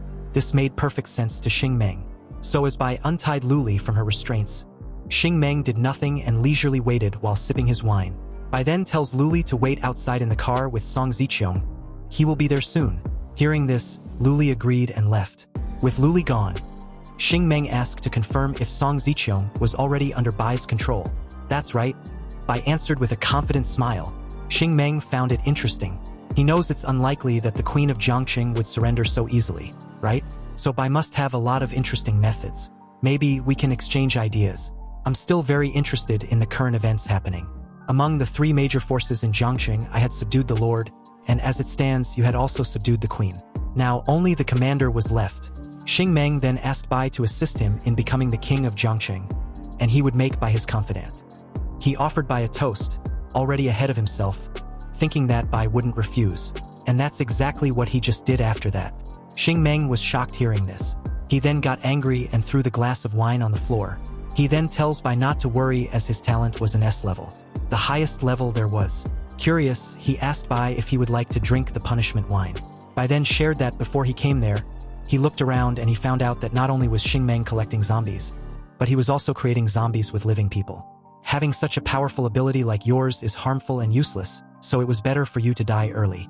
Also, you're not worthy of my assistance because my talent was an SSS level. Xing Meng laughed upon hearing this. He took out his weapon and told Bai that his talent was called Slaughter Progression. He explains that it could permanently transfer parts of the attributes of the killed target to himself, so with this, he could grow indefinitely. This invincible top-level ability was only of S level. However, yours is SSS level. Are you afraid that you will instantly become a god? Bai responded that he was close enough but he can't tell him. Inwardly, he pondered, thinking Xing Meng's ability turns out to be an unlimited growth pure combat type talent. And that claw, it's definitely an equipment, right? Xing Meng had had enough of the chit-chat, so he dashes towards Bai, shouting that Bai was an arrogant person. He hopes Bai would increase his attributes after his death. Don't disappoint me too much. Bai nullified the attack by clashing it with his bone claw skill. Both parties turned to look at each other before deciding to launch at each other's throats. However, when Xing Meng saw Bai cancel that attack, he understood that he had a shape-shifting talent which was indeed interesting, but Bai's strength wasn't enough to overpower him. Hearing this, Bai thought, was he referring to the skill? It seemed like this guy didn't explain his abilities fully to me. Anyway, I don't know what effect this skill of his has, so I have to be extra careful. It was in this moment that Xing Meng leaped in the air, and his claws emitting a killing aura. Bai took on a defensive stance and retracted his bone claw skill, and activated his heavy hammer skill. He launched towards the incoming Xing Meng. Their fists clashed, creating a big impact in their surroundings, breaking the ground in the process. At this moment, the immediate clash of the 2 heavy fists sent Xing Meng flying. Fortunately for him, he managed to stop himself, making a sturdy landing. Then Xing Meng dashed towards Bai in an instant, and with his claws, he aims for Bai's neck. Bai quickly switched to his bone claw and blocks the attack, then counters with his heavy hammer with his other hand, preparing to land another blow. But unexpectedly, Xing Meng just effortlessly blocks it with his hand, which made him quite smug. Is this your SSS class talent? That's all? Are you even trying? You weakling! Hearing this, Bai just laughed. My talent has been at work for a while now. You're just too dumb to notice. Unaware of the true situation, Xing Meng thought Bai was just bluffing. In the next second, he instantly appeared in front of Bai and sent him flying. Clearly, all your attributes are weaker than mine. Stop pretending. In the face of absolute power, you're just a... Before Xing Meng could finish his sentence, he started spewing blood non-stop the next moment after.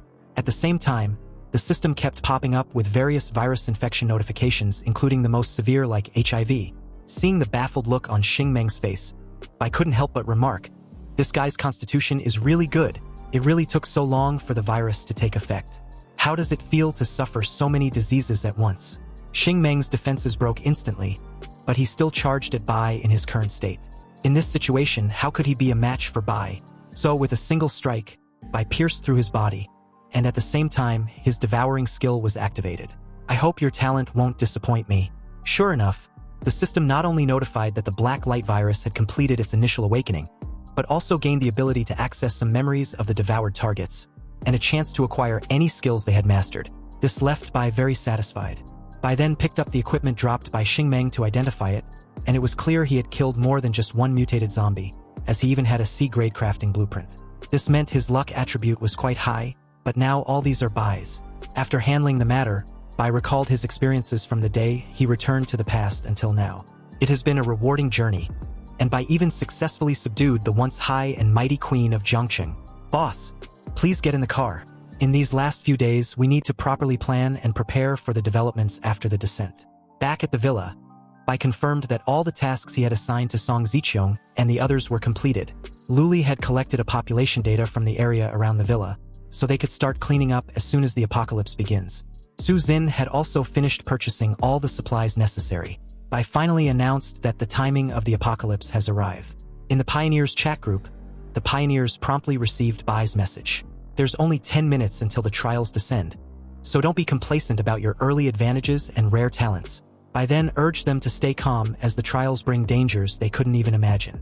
The reason was he didn't want anyone from the group to disappear in 10 minutes after. Some were impatient, some were nervous, and others were excited as time ticked by. But one thing common was that they were all grateful for Bai's help and guidance. They began to share their thoughts as time continued to tick away. Bai hurriedly asked Song Ziqiong and the others to come to the window to see because soon, this peaceful and tranquil scene would disappear completely. A 10-second countdown began, and Song Gu began to shiver in fear beside Chinger. Chinger calms her down, reminding her not to be afraid, while Song Ziqiong and Su Xin appeared confident. 3 seconds left. 2, 1. Time's up. The familiar sensation hit everyone again, and the apocalypse trial officially began. The surviving humans became evolvers, and most of the rest were either killed by other species that appeared during the trial or eventually turned into zombies. At the same time, spatial rifts began to appear in the skies, and at this moment, Bai quietly watched everything unfolds outside through the window. Suddenly, the system's voice sounded, "Time hourglass ownership confirmed. Beginning binding." Not good. Song Ziqiong and the others were still there, and Bai couldn't let anyone know about the hourglass. But just as he was about to speak, he was surprised to find that time seemed to have stopped for everyone but him. Even the crashing airplane also froze in midair, and then the hourglass began to glow. A purple light instantly surged into Bai's body. The time hourglass binding was successful, and its panel also displayed. Unexpectedly, Bai had also gained a life-saving skill, allowing him to save his state and load from that saved-up state.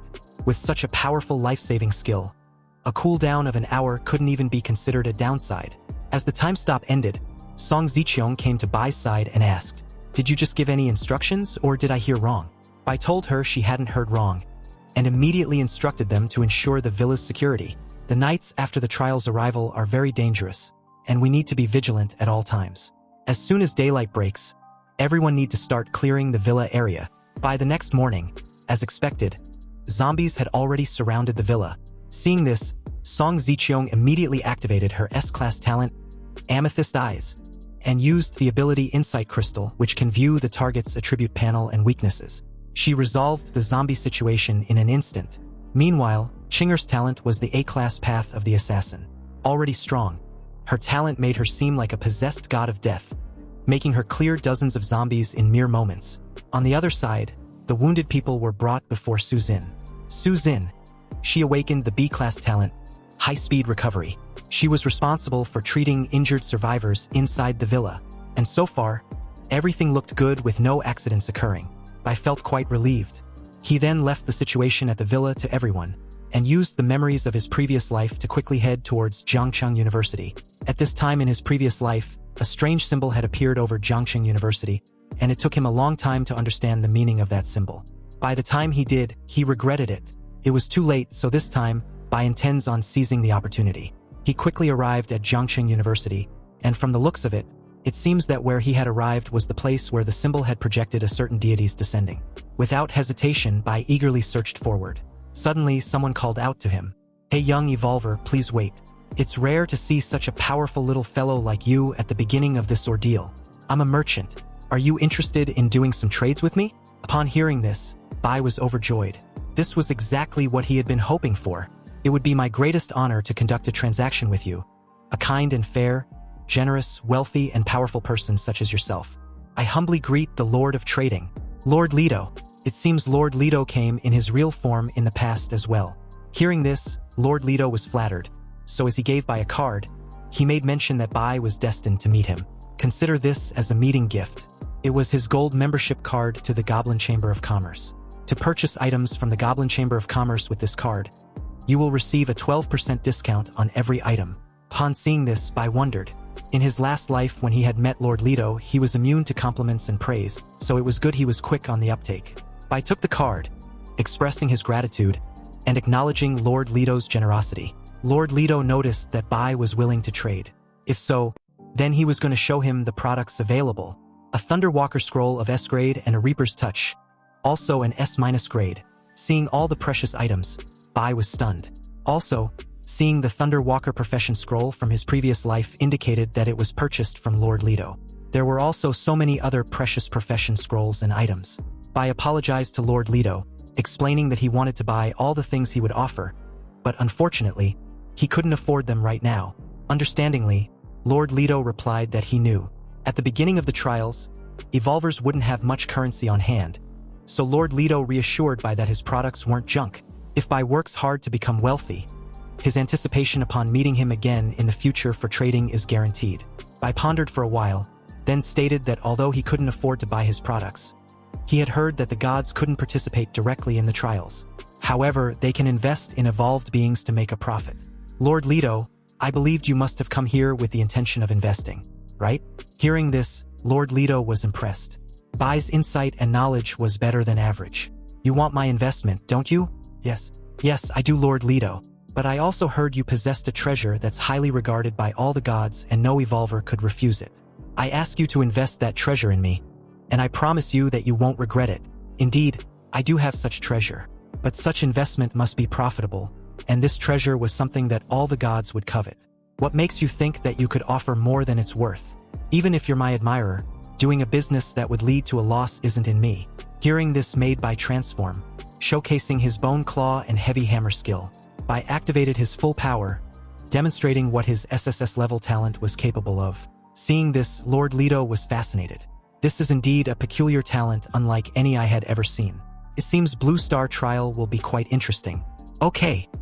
I will admit that your offer is tempting, but I never had any plans on investing this much early in the trial. However, I have decided to make an exception and give you a chance. Cherish this opportunity, kid. If it weren't for the fact that you don't have the aura of another god and gifted, I wouldn't have agreed. Hearing this, Bai was delighted, so he promptly asked Lord Leto if he could have the precious investment. No, not quite. A demonstration is not enough. Your talent doesn't necessarily represent your future. Even among the gods, there were those with less than an A-level talent. So to receive my highest level of investment, you need to prove your worth through your own strength and growth. Suddenly, the system's voice sounded. The god of goblins and trading Leto had issued an SSS-ranked mission named the Ultimate Investment. Do you accept? Without hesitation, Bai directly accepted the mission request. Leto gave a coin to Bai, explaining that whenever he completes the task, he could use the coin to summon his shadow. I hope you won't keep me waiting for too long. Hearing this made Bai ask Lord Leto if he could show him the desired treasure that even all the gods would covet. Seeing no problem with the request, Leto revealed a golden scroll dazzling with golden light. The treasure was named the Dual Procession Scroll, an SSS-grade special item. The Dual Profession Scroll allows the user to have two professions simultaneously, enabling dual profession attribute, growth attribute, bonuses, and skills to take effect. Upon seeing this, Bai was stunned, wondering if it was really a dual profession. Could my eyes be deceiving me? Bai's daydreaming was cut short as Leto informed him that the transaction had concluded. It was time for him to go, but before leaving, Leto remarked that his harvest of the day was quite pleasant, and he hopes that Bai could complete the task. Immediately after his departure, Bai opened his mission panel. On it was the description, stating that to obtain the most valuable investment from the smartest and greatest goblin, the god of trade, Bai needed to provide enough proof of his worth. His objective was to find a special copy of the secret realm in Jiangcheng University, defeat the creature inside that Leto was interested in, and obtain a part of its body to give to him. The reward would be decided by Leto upon completion. Bai was impressed reading this. A reward decided by only Leto. He's truly a god of trade, he said. Bai also knew that Lord Leto's reputation in the previous life was good and legit. This meant if he did a good job, he wouldn't suffer any loss afterwards. Now, his biggest problem was to find the secret realm in Jiangcheng University. In Bai's previous life, he had never heard of a secret realm in the early days in Jiangcheng University, which only signifies that it was well hidden. He began to ponder where he should start looking first. The scene then shifts to the gymnasium of Jiangcheng University, where two guys and a girl were bullying the rest trapped in the gymnasium with them. Their leader, Tom, demanded the other students to take off their clothes and beg to be his servants in a manner that pleased him. He threatens to harm them if they didn't comply. Furious, they refuse, calling Tom a piggy bastard. Hearing this, Tom got excited and continues with his threats. If you all are willing to die, then I will fulfill your wish. But don't think for a second that I will let you die easily. The girl in his group, Mia, tried to convince Tom that he was going too far. But what she received in return was a slap across the face as Tom tells her to fuck off. Suddenly, a massive commotion occurred at the entrance, removing the debris in the process. Everyone was startled seeing this. At the entrance was Bai, asking Tom if he was responsible for beating the rest of the students. Hearing this, Tom smiled, proudly admitting he was indeed the one. What are you going to do about it? However, in the next second, Bai was upon him in an instant, shocking him and his minion and also Mia. With his bone claw, Bai tells Tom to go meet the King of Hell, slicing through him without any resistance. And like an idiot, his minion dashes towards Bai from behind. Mia was scared shitless, her expression highlighting how fucked up she was. As Bai holds the minion's lifeless figure by the head, he proceeds to ask if anyone among them was from the medical faculty. He was looking for something and needed assistance from someone familiar with the medical faculty. The students immediately began to ask themselves which person among them was from the medical department. It seems that there were no medical students in sight, but suddenly one of the girls, Jia, pointed at Mia. So as Mia laid on the floor in panic, Jia continues that she remembers Mia was from the medical department. Upon hearing this, Bai turned to Mia, who was still on the floor. Mia immediately started pleading, begging Bai not to kill her. She didn't hit anyone, and although she may be white, she believes in her heart that she's one of them. Upon hearing this, the guys behind her laugh hysterically, while Jia turned her head away in embarrassment at Mia's audacity. Mia continued that if Bai was to spare her life, she'll do anything in return. Jia reiterated that Mia didn't participate in any wrongdoing, and had even tried to stop the two guys. Bai replied that he understands. The very next day, outside the university's gymnasium, Bai informs everyone that Mia will stay with him, but everyone must leave. When they leave, they should follow the trail of zombie corpses to the Jiang City East Mountain Villa area. Upon arrival, report with the name Chen Bai, and the people there will help you settle. Hearing this, everyone became tense, expressing their concern that the city was full of zombies, so how could they possibly leave? Additionally, the Jiang City East Mountain Villa was far from the university. They feared they could die on the way there. Bai reassured them that he had cleared almost all the zombies along the way, so they didn't need to worry as much as they wouldn't be in constant danger. He points out that they were all survivors, which means they were gifted evolvers as well. If they are too scared to face the zombies now, what would they do when the zombies and monsters start growing in numbers and evolve as well? If they don't start now, one thing is certain, they would be as good as dead in the near future. Upon hearing this, everyone was stunned, their expression highlighting the gruesome reality that awaits them if they refuse to level up their abilities. Jia was the first to speak up, thanking Bai and promising to set off with everyone immediately as soon as they can. As everyone leave, Mia asked Bai why she couldn't leave with them. Why would you keep me here? Then, a salacious thought sprouted in Mia's mind, making her blush profusely. She concluded that since all the native students in Jiangcheng University happens to like foreign beauties, Bai wasn't any exception. Why else would Bai keep her by his side? Mia proceeds to tell Bai not to use violence against her. She was willing to be his wildest horse. Hearing this, Bai smiled and told her she misunderstood him.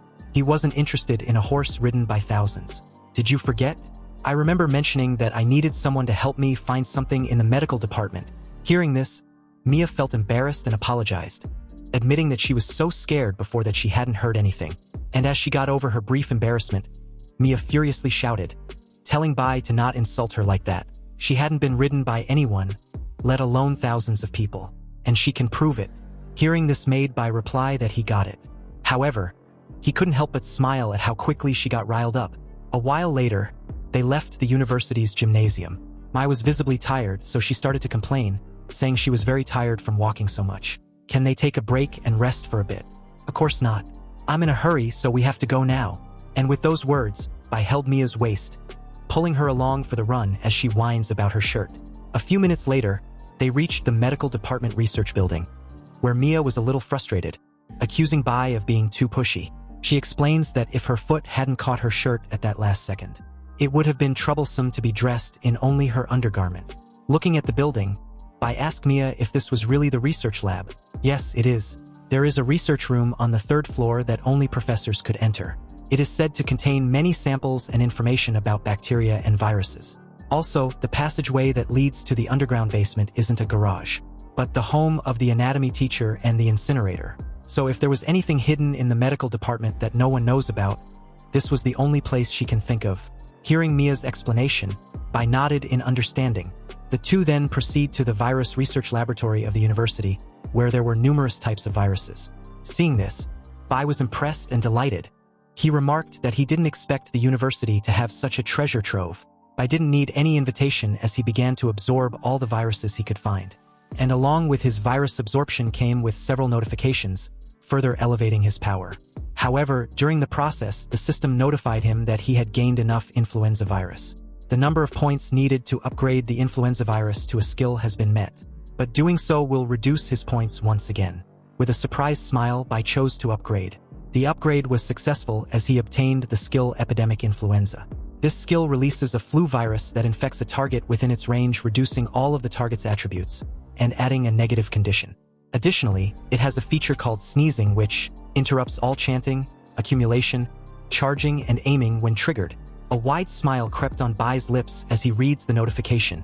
This is indeed a strong skill, capable of causing interruptions and offer a powerful control, especially with the addition of the sneeze effect. It was in that moment that Bai realized that when he was going through the virus tree, he hadn't paid enough attention to the reality of the viruses. It seems that he needed to pay more attention to this aspect when upgrading in the future.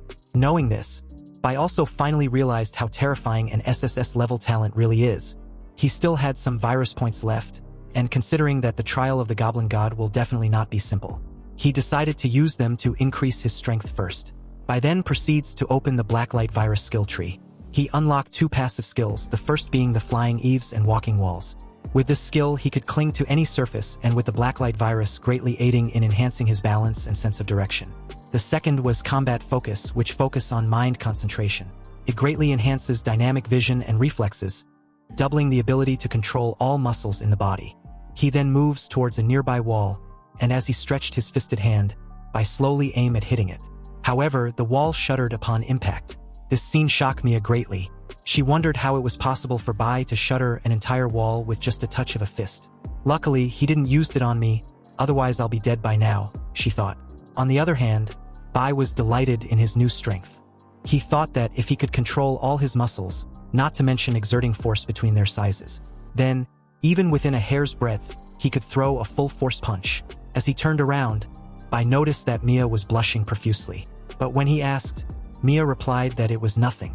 Hearing this, Bai told Mia to lead the way to the anatomy teacher's place because he was done with the research laboratory. Soon, they were in the corridor of the Virus Research Institute basement, and up ahead of them was the entrance to the incineration room. However, due to the lack of electricity in the basement, the corridor was dark. This scared Mia greatly, so as she complained about it to Bai, simply told her to stop walking. They've reached their destination. He could feel it, but at the same time as Mia heard this, she crashed headfirst into Bai. Opening the door, Bai warned Mia for the second time to wait in the corridor and under no circumstance should she enter. And although she was scared, she reluctantly agreed. As Bai entered the room, the system immediately notified him. The system asked Bai to confirm his entry into the Dungeon of Instants, the cooling incinerator. There was also a recommended level ranging from 5 to 10. So with a confident smile, Bai's response was a yes. Upon confirmation, the system then notified Bai that a successful clearance of the Instance Dungeon will make the dungeon exist permanently, but if it isn't cleared within 2 days, it will permanently disappear. Seeing this, Bai realized that this was the reason why he'd never heard of this dungeon before in his previous life. Suddenly, the corpses there began to move. Seeing this, Bai readied himself, activating his Bone Claw skill. Immediately after, the dead bodies suddenly woke up, with one even crawling on the ceiling. It seems that the corpses had mutate, making them stronger and more agile. Bai took on a defensive stance, his gaze moving back and forth between the 2 mutated corpses. Surprising enough, the 2 didn't attack simultaneously. The one on the ground was the first to launch towards Bai, but as soon as it got within an attacking distance, Bai, without hesitation, slashed its chest with his bone claws. The attack was so fast and fierce that the mutated corpse died instantly. The system notified him that he'd gained 400 experience points for killing a level 5 resurrected body. Seeing this, the other on the ceiling opened its mouth and sucked in a considerable amount of air, then released it in a thunderstorm-like attack on Bai. But due to Bai's fast movements, he effortlessly moved to the side, dodging the assault with ease. He now understands why they didn't attack together earlier. It seems the attack just now requires some time to be activated. And although the attack might be too slow, Bai had no intention of playing around first. So with a giant leap, he made his way towards the mutated corpse on the ceiling, and as a smile crept on his lips, he told it to go back to hell. So with his heavy hammer, he delivered a massive gut-wrenching punch, killing it instantly. Again, the system notified him. This time around, he gained 1,000 experience points for killing a level 7 splicer infant spider. Seeing the system prompt, Bai was delighted as he made a sturdy landing. He thought this instant dungeon was really special indeed. It had a lot of experience points just begging to be harvested. At that very moment, the rest of the corpses mutated as they woke up, their gaze locked on Bai with an intense killing intent. Also, the door of the machine's incinerating chamber was repeatedly being hit from the inside. On the other hand, Bai was excited seeing this new development. He urged them to hurry and attack him already. The more the merrier. However, their slow movement made Bai decide to attack first. With his fast movements, Bai easily dealt with them, gaining 7,400 experience points in the process. The system prompted Bai that he had leveled up to 4 and gained 2 free attribute points. Bai approached the incinerating chamber and called out the boss. "Your minions are all dead, why don't you come out? Or would you like me to help you out?" Suddenly, a loud bang rang out, and with it, the door of the machine's incinerating chamber was blown open. Bai was immediately alert, his gaze fixated on what was in front of him. In the incinerating chamber was a massive meat-like monster. The sudden appearance made Bai feel uneasy. He wondered how it was possible for the meat-like monster to evoke such a strong sense of danger in him. This prompted him to quickly take action to eliminate the monster before it could evolve any further. So without hesitation, Bai launched an attack. However, the monster swiftly blocked it with a hand. Bai was undeterred and followed up with an attempt to infect the monster with his evolved flu virus. But the system notified him that the skill had no effect on the target. So as the meat-like monster fully emerged from the machine, it transformed and retaliated with a powerful punch which sent Bai flying and crashing into a wall, denting it greatly. As the dust cleared, Bai, staring at the monster, was impressed with its strength. In front of him was now a completed transformation of the meat-like monster Biomaniac, a giant monster over 5 meters tall. Biomaniac immediately dashed towards Bai at full might. Seeing this, Bai countered with a powerful punch in the stomach, then immediately did a backflip, evading Biomaniac's attack. However, Biomaniac had a high-speed regeneration ability, and with this, it swiftly recovered from the heavy punch with ease.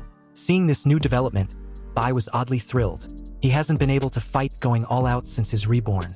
But now, the prospect of being able to do that against Biomaniac would be able to sharpen his hands and feet that had been rusty for the past few days. He also made mention of using Biomaniac to restore a little bit of his strength. An hour quickly passed by, and the fight was still ongoing as Bai continued his relentless onslaught. Biomaniac, on the other hand, kept up the pace, healing himself over and over again. Bai found the whole situation interesting as he began to ponder if Biomaniac's regeneration was infinite. So with curiosity, Bai activated a status read of his hourglass, which allowed him to recover instantly by enabling him to access an earlier copied state of himself. And just like that, the fight resumed again for another hour. At this point, Biomaniac was taking a longer time to heal. And Bai noticed this, so he questioned if Biomaniac's healing ability was going to eventually stop at some point, right? Again, an hour passed, and it seems that Biomaniac was nearing its limit. It laid on the ground, trembling and exhausted. Seeing this, Bai urged it to get up and continue with their fight. He hadn't had enough. Soon, an hour passed again, and at this point, Bai was basically being a bully. So as he stared at a defeated and trembling Biomaniac, who had reverted back to its little meat-like form, he questioned if he could not regenerate anymore. How disappointing. Anyway, it was fun while it lasted. But it's almost time to end this. Don't you think so? Bai asked this and immediately stomped on Biomaniac, crushing it into pieces and killing it. The system revealed that Biomaniac was a level 8 boss and killing it merit a whopping 10,000 experience points. Furthermore, Bai leveled up to 5 and gained 2 free attribute points. Bai received another notification that the dungeon had been successfully cleared, and he now had the option to exit anytime. Also, the instant dungeon cooled incinerator had been made permanent with a cooldown of 3 days. The system then presented Bai with an option to upload the clearance video as a paid video guide. All the payment would belong to the uploader. There was also an option to hide his face, ID and name. The price of viewing the video can also be set by the uploader. Seeing this, Bai agreed to the terms and requested to hide his appearance. The scene then shifted to Dongshan Villa area, specifically, Song Ziqiong's villa. Inside her room, she was being treated by Su Zin. Suddenly, Song Ziqiong immediately sat up straight, shocked at the announcement in the chat group. An evolver named White had uploaded the clearance video of a nightmare-level mystery dungeon, cooled incinerator, with a recommended level of 5 to 10. The viewing price was set at 1 copper coin. Seeing this, Song Ziqiong and Su Zin, with a nervous anticipation, decided to watch the video together. At the same time, other pioneers were way ahead of them. They had already tuned in from wherever they were. A girl was stunned by the speed at which Bai fought the monster, so she had to slow down the video to observe it carefully. Another was delighted that Bai was fully recovered. A guy with a headband was excited upon witnessing the fierce fight, and another, after observing, realized that the monster's regeneration was on a whole different level than Bai's, although not infinite, was better than anything he'd ever seen. The chat group immediately exploded with comments after comments. Some were of Bai's insane power and also biomaniacs. Others were about their admiration towards him. Overall, the fight was intense and impressive. Back at the cooled incinerator dungeon, Bai had successfully absorbed all traces of Biomaniac and his minions. The system notified him that he'd gained 300 Black Light virus evolution points after the absorption of the special complex mutant. It seems that the Black Light virus had its own evolution points which were different from the virus points of talent. With his current resources, it meant Bai can only evolve the abilities and skills of the Black Light virus. Upon realizing this, Bai was actually delighted with the information. The system showed that with his evolution of his Black Light virus, his recovery speed had increased by 300%. He also acquired Biomaniac's Grade A passive ability skill, Cell Regeneration, and this was triggered by his Black Light virus. This skill allowed him to use a certain amount of his stamina or other energy to regenerate as quickly as possible, including a severed limb. The skill can also be turned on or off. Knowing there was a low probability of getting a passive skill, let alone an A-level skill at that, Bai was delighted with himself. Then, finally, it was time for him to check what the nightmare-level boss dropped. In front of Bai were 3 golden rewards that dropped.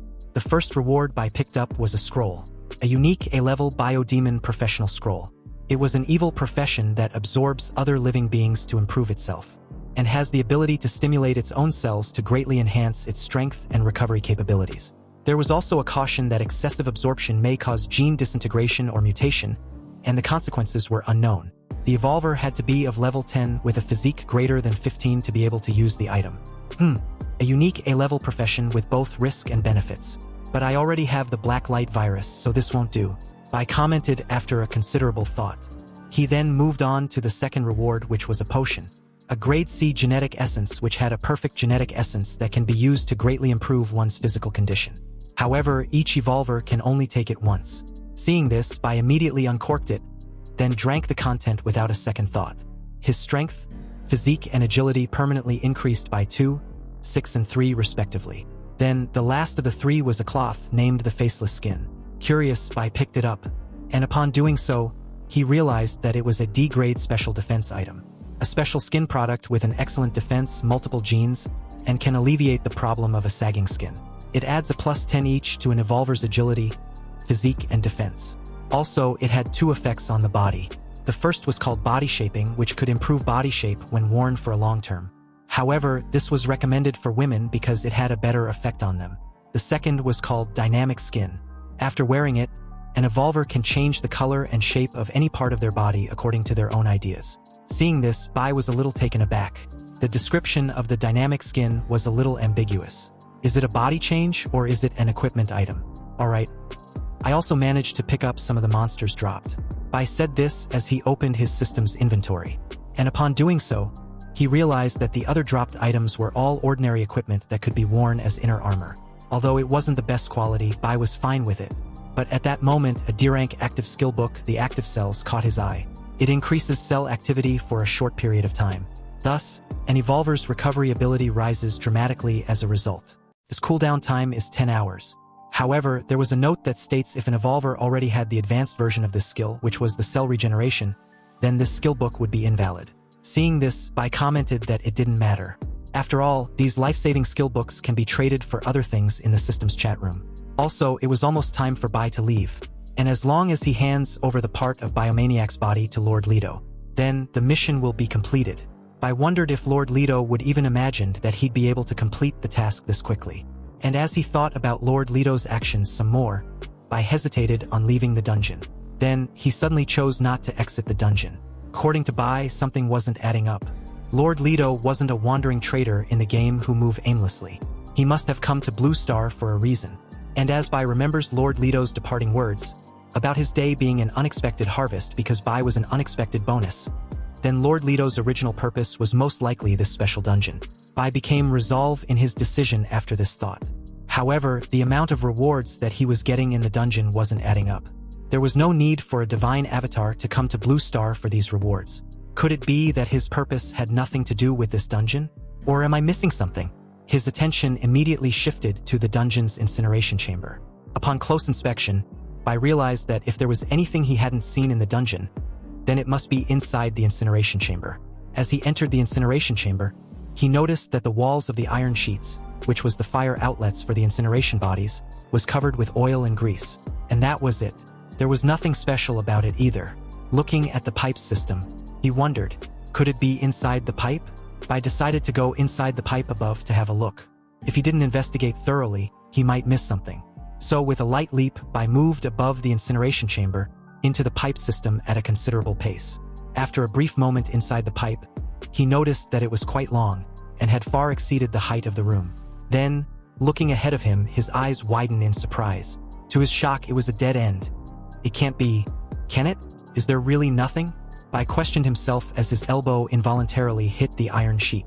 Immediately after, a golden mask emerged from the iron sheet with a burst of golden light. Bai's reflexes kicked in as he punched the mask without any consideration. However, the system's notification alerted him soon after. What he'd found was a mask with an unknown name and grade. But the main cause of the incinerator's phenomenon was this unknown thing, and the appearance of the mask, which seems to have miraculous functions and effects. Amazed that his hunch was right, and there was actually an item, Bai, with curiosity and caution, picked up the mask. Although the mask had an unspecified name with some question marks, Bai had a gut feeling that it was most likely a fragment of an SSS class item or an item related to a god. This was amazing, he said. This was definitely what Lord Leto was aiming for, but fortunately, it's in my hands now, and I've got to find a way to keep it. Outside the building of the university's underground incinerator, nightfall descends.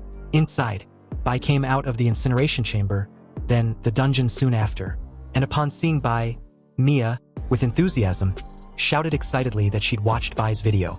He was way too strong than what she initially thought, and that she was in love with him now.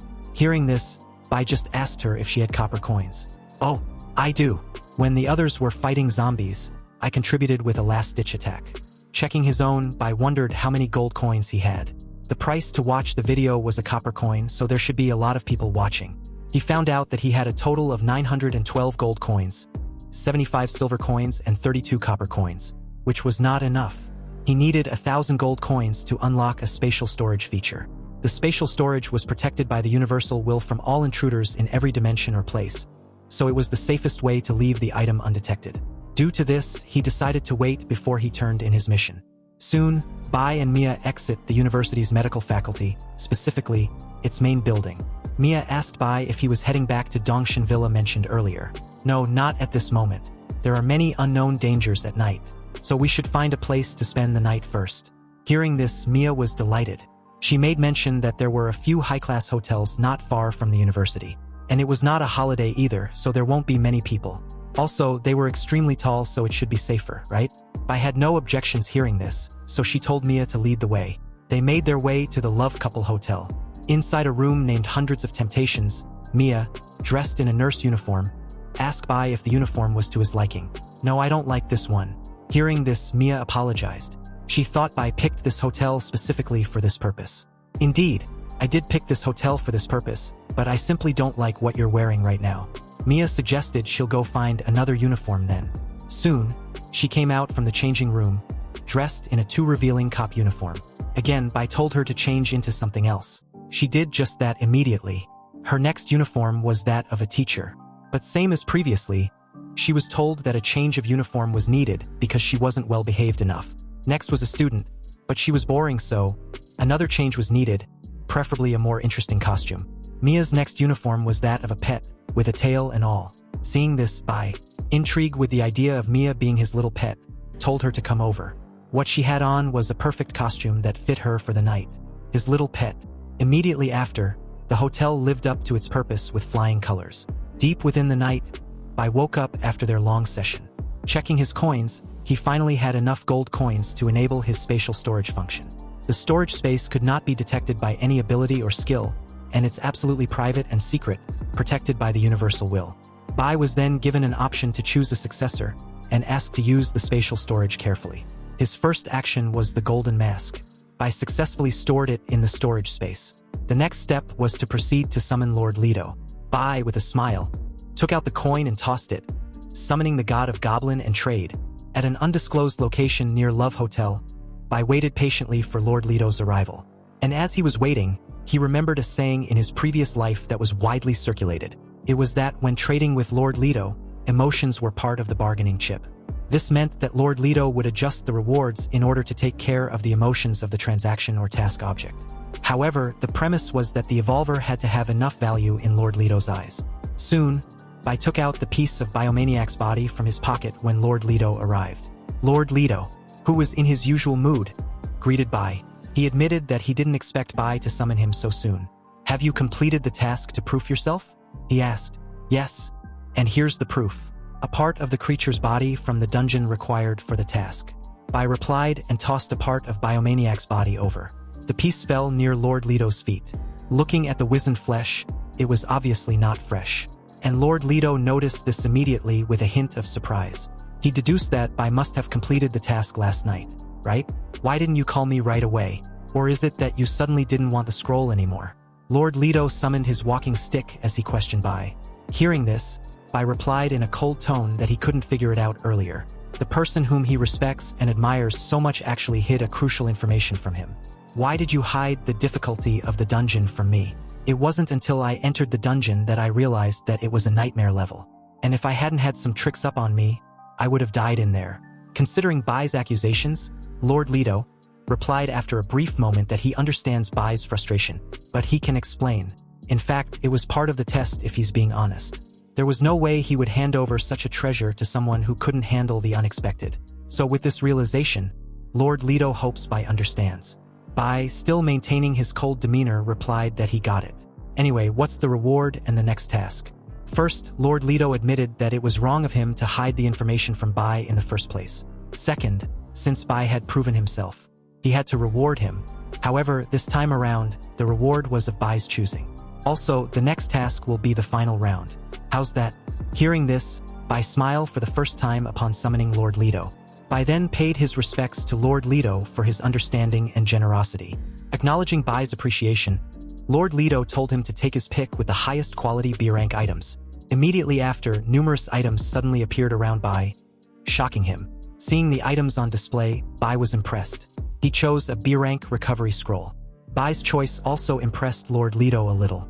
He commented that Bai was indeed knowledgeable and had a clear goal in mind. So with the reward session over, the next thing was the final task. Upon hearing this, Bai's entire demeanor stiffens as his eyes widen in complete shock. In front of him was an SSS-level task, named the Ultimate Investment, issued by Lord Leto. This final round was to get 2 SSS-level profession scrolls. 2 SSS-level profession scrolls? Bai shouted in disbelief. So with a nervous look, Bai questioned Lord Leto if he knows the level of difficulty the task was. "Even gods are not born with SSS-level professions." "Of course I know. I know all too well. After all, my first profession was an A level. However, it's my best treasure, so it must go to the best place. Otherwise, I would have a hard time parting with it." Left with no choice, Bai agreed, accepting the task with full confidence. Meanwhile, at the same time at Dongshan Villa area, Song Ziqiong and her men were in a dire situation.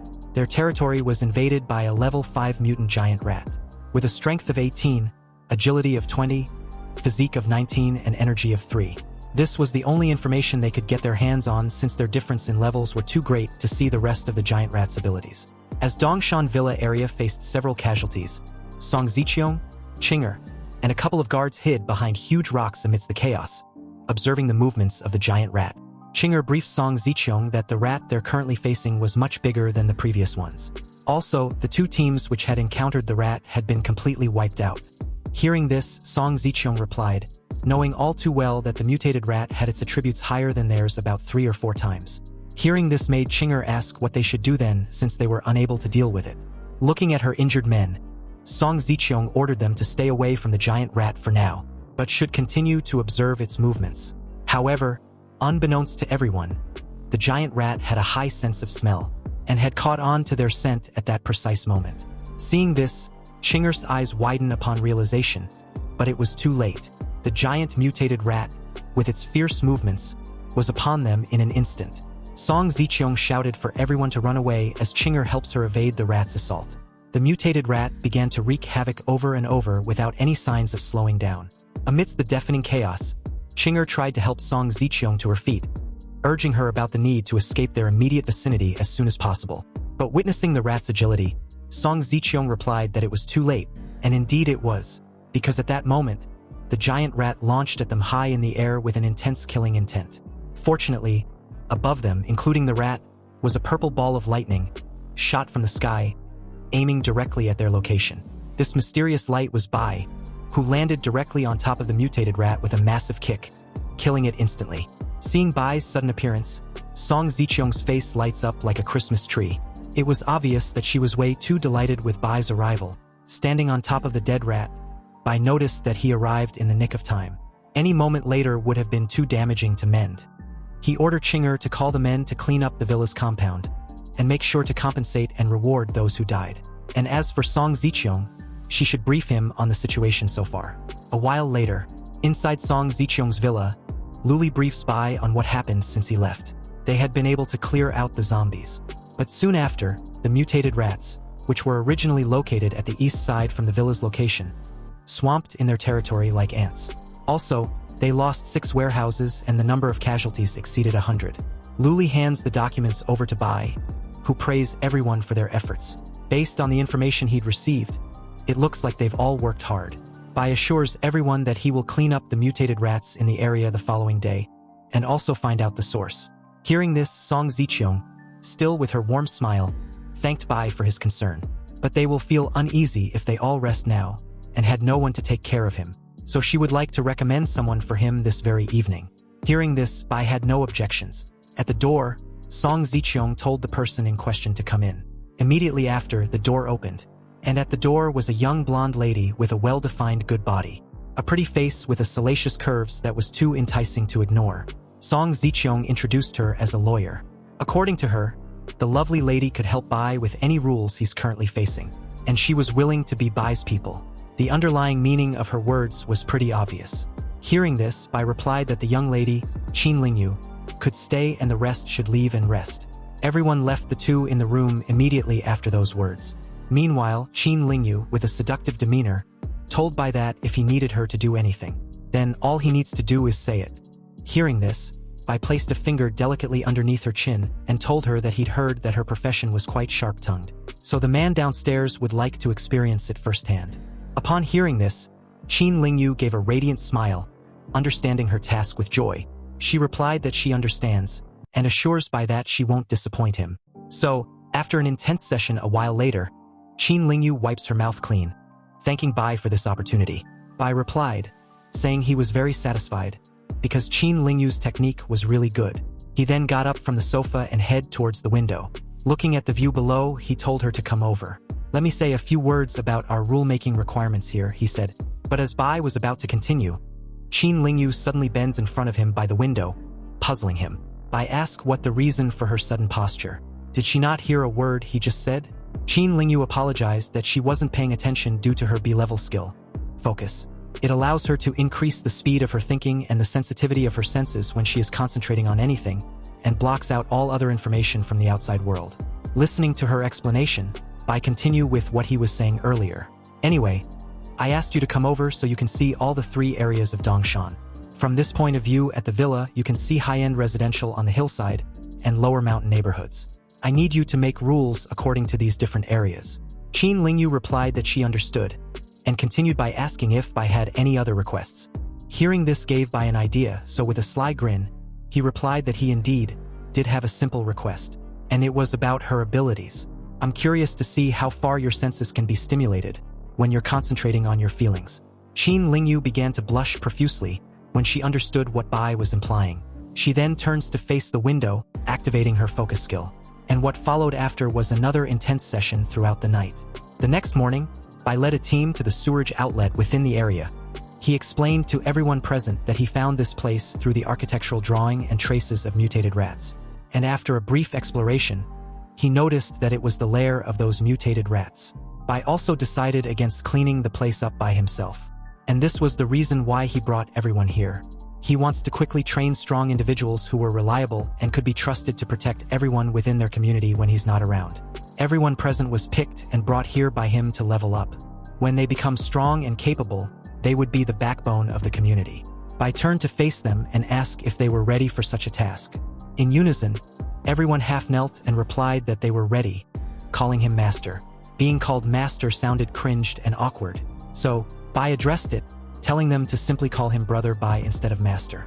It was weird for a bunch of grown men to be calling him master. This pleased everyone and also squashed the awkwardness from earlier.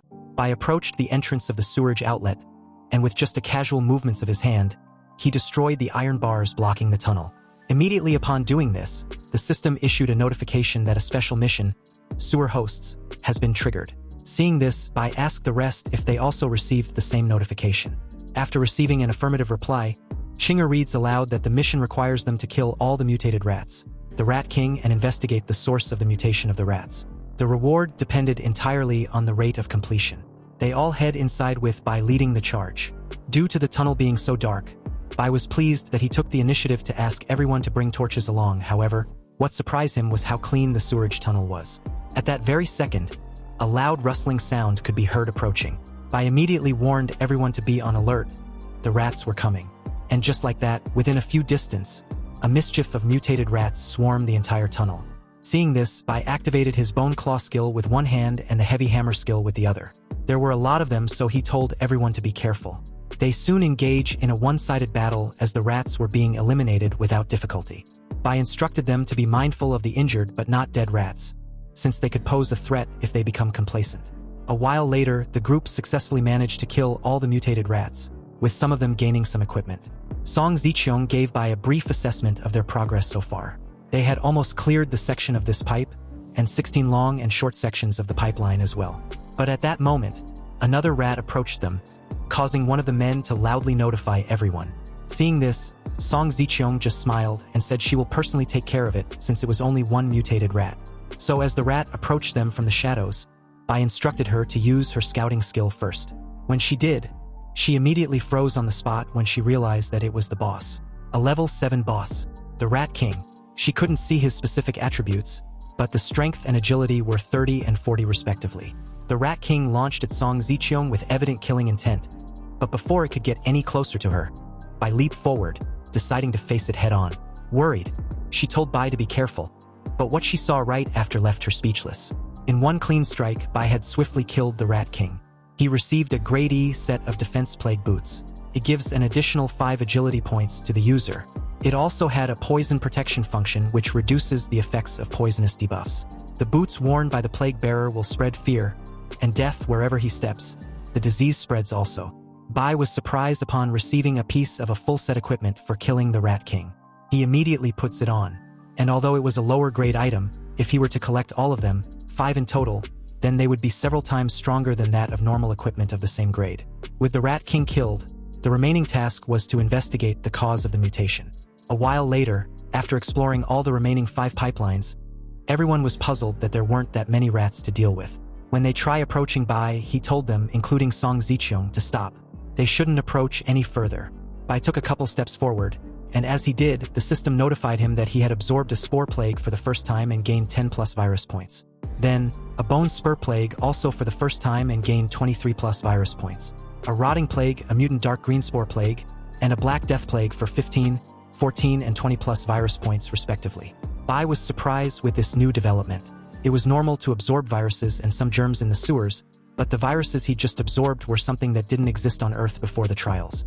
Moreover, the type, quality, and quantity could even harm evolvers. It seems the source of the mutation was not far ahead either. So Bai told Song Zicheong and the others that they couldn't go any further. They should return immediately. Song Zicheong agreed without hesitation. And as Bai continued further, he noticed that with each step he took, the virus points grew faster, which he found interesting. He wondered what the growth rate will be when he finds the source. As Bai approached the source, he felt the virus points growing more and more intense. And as for a virus monarch such as himself, this place was heaven for him. Bai found the source, and it turns out to be a corpse with several web-like structure attached to its back. It was emitting a green glow and suspending the corpse in the air. A corpse? So this is the source of the mutation and plague virus, he said. According to the concentration of the plague virus, the source should be this scroll. Bai walked up to the corpse and took out the scroll. Upon opening the content without any preparations and instructions, he found out that it was just some sort of letter, addressed by Lilian Zhao, the plague cult, a name and a cult he never heard of even in his previous life. But that was of no importance to him because after absorbing all the viruses there, he would be able to make a breakthrough in strength. He then used his virus absorption on the scroll. But what happened immediately after almost tore his arm off? An unknown power entered through his arm, nearly tearing it apart. And seconds after, he received a notification that the special mission, Sewer Host, was completed. 2,000 experience points were gained with a random reward being drawn also. Then the system congratulates him on obtaining the item Wall of Flesh. The corpse immediately fell over as Bai received another notification. He had received the Seal of Plague, and this was proof that he had become a core member of the plague cult. The seal, which was condensed from countless number of horrific plagues, will change if another plague seal is within a certain radius. What? Seal of Plague? Bai murmured to himself, a little taken aback. Also, by obtaining the Seal of Plague without being corrupted by it, the requirement was achieved to trigger subsequent missions. The system issued another mission, Plague Cult, with difficulty level of SSS. And this shocked Bai greatly. The description of the SSS mission states that the Plague Cult has sacrificed the old gods and brought countless treasures to this world in order to welcome the true god of their prophecy. If you have the Seal of Plague, you are qualified to become the true god of prophecy.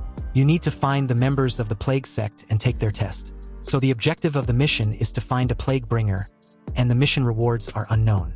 When he finished reading, he knew the mission was related to acquiring a god's authority, and if he acquires that and becomes the god of plague, he will be qualified to fight Heloise head-on. This made him excited on finding this plague bringer.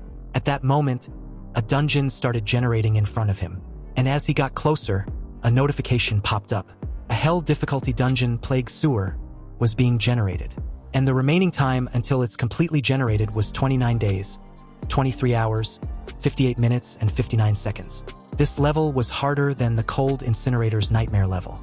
Knowing it will take a month to generate, Bai cautioned himself to not take the hell difficulty of this dungeon lightly when he comes back in a month's time. He will be well prepared.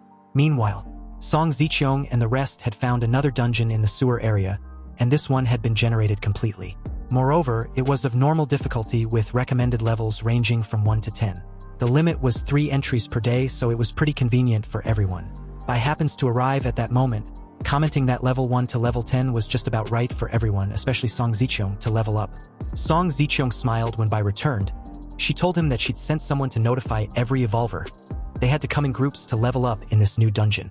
And with 3 entries a day, it was pretty convenient and the opportunity shouldn't be wasted. Bai agreed, telling her that she'd done well. 20 minutes later, everyone gathered at the entrance of the dungeon area as Bai explained the situation. The sewer dungeon didn't have a large space, so it's best to enter in groups of 4 to 8. But keep in mind that your life are more important. Life first, profit second, in that order. Hearing this, everyone replied in unison that they understood. Bai turned to Song Ziqiong, Luli, and Chinger. You 3 will enter the dungeon with me, but you're on your own once we're inside. I will only interfere when it's necessary, he said. Bai told them to team up and join a chat group he sent them. An invitation immediately popped up, displaying that the evolver number 001 has invited them to join his White Emperor Palace chat group. Song Ziqiong was shocked greatly when she saw Bai's number.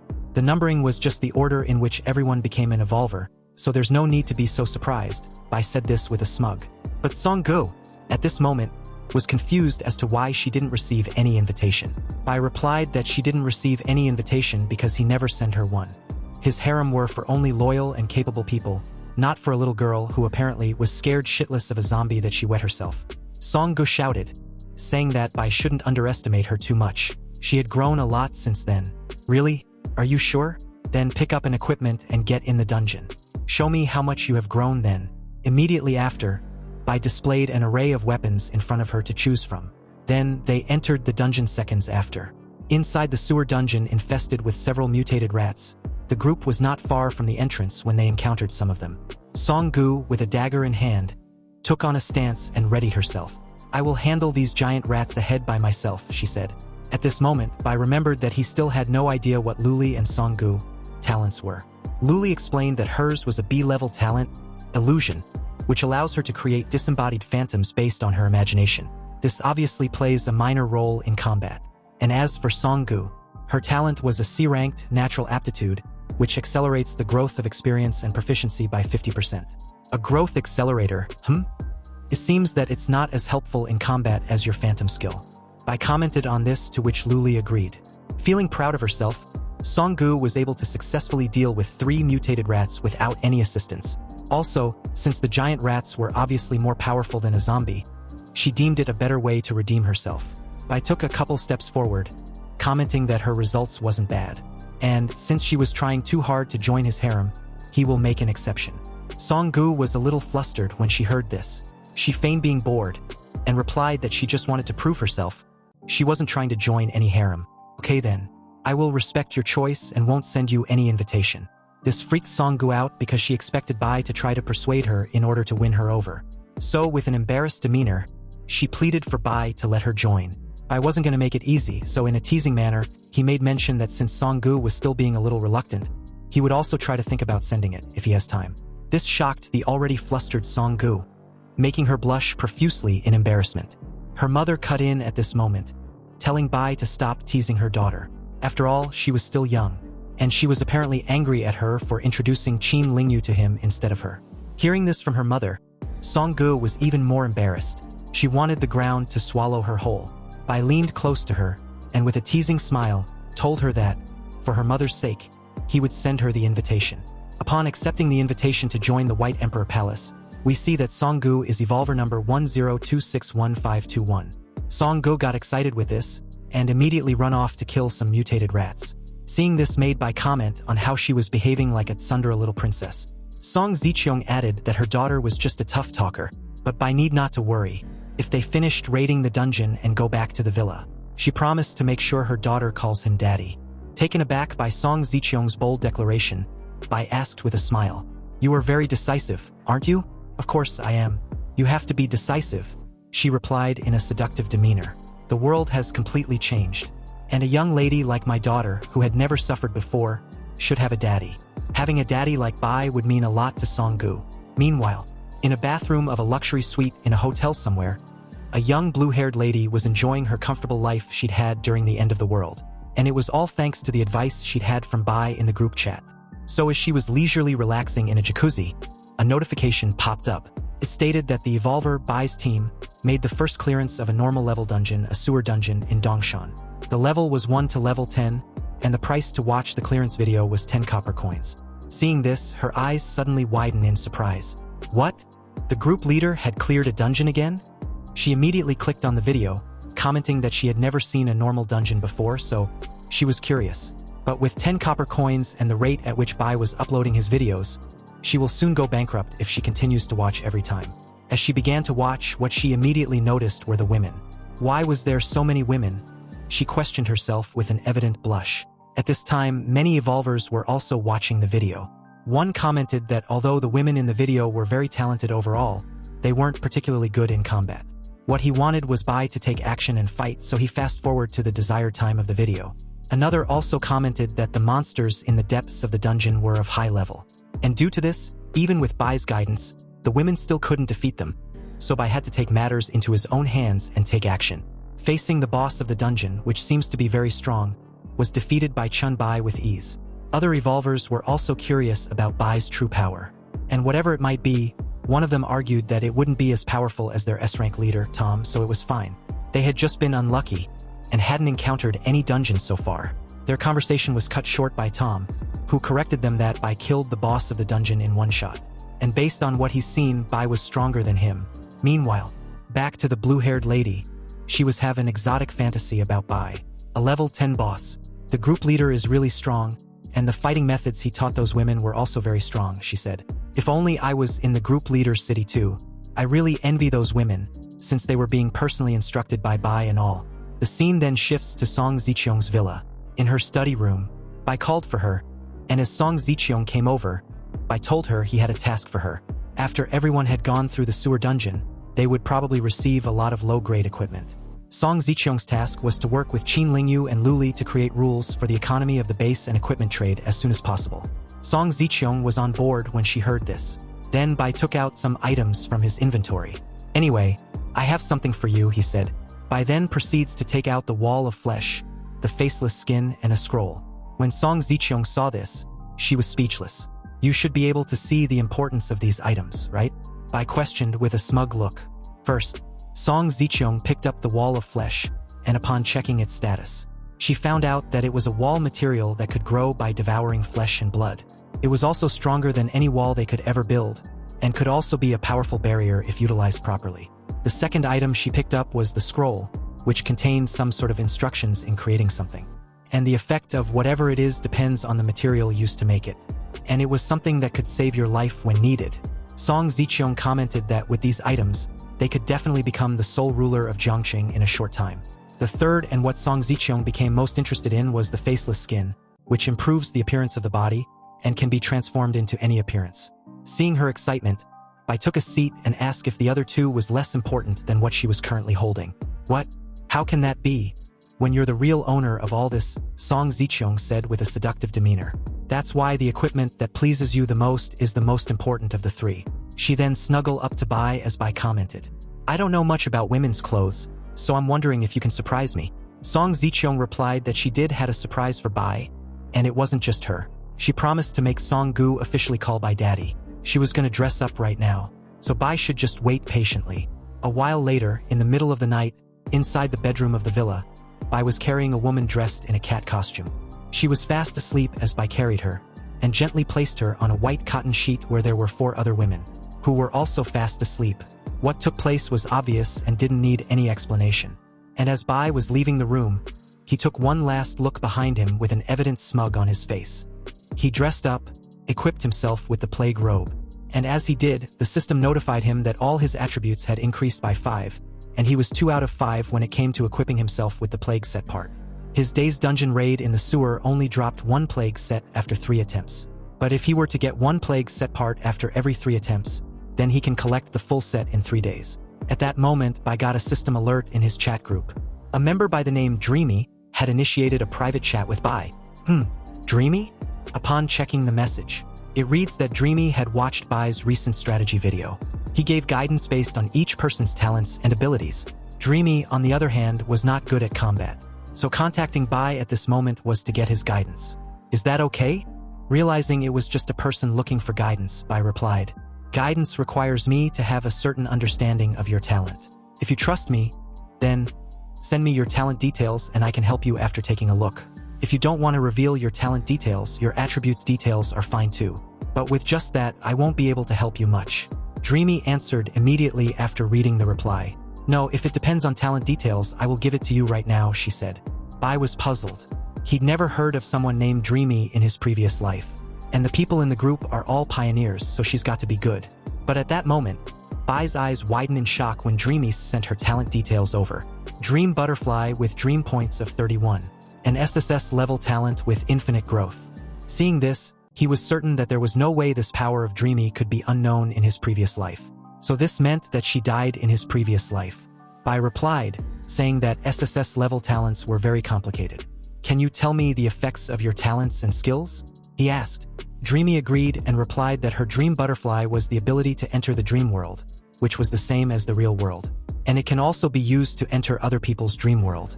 She continued that some things could be taken out of the dream world. And with that, she had been dream weaving. Dream weaving was about adjusting anything in the dream world, however, there was very little she could adjust at the moment. Also, to dream with her, she had to invite the person into her dream world by creating a dream totem. Bai read the message with a smile. He knew that the talent was practically invincible as long as no one finds her true body. Dreamy sent him another message, saying that she wanted to send Bai a dream totem in the form of a picture. Then Bai could enter the dream world and guide her. Bai wasn't on board with that idea because, if he were to enter in her dream world, he wouldn't have any protection.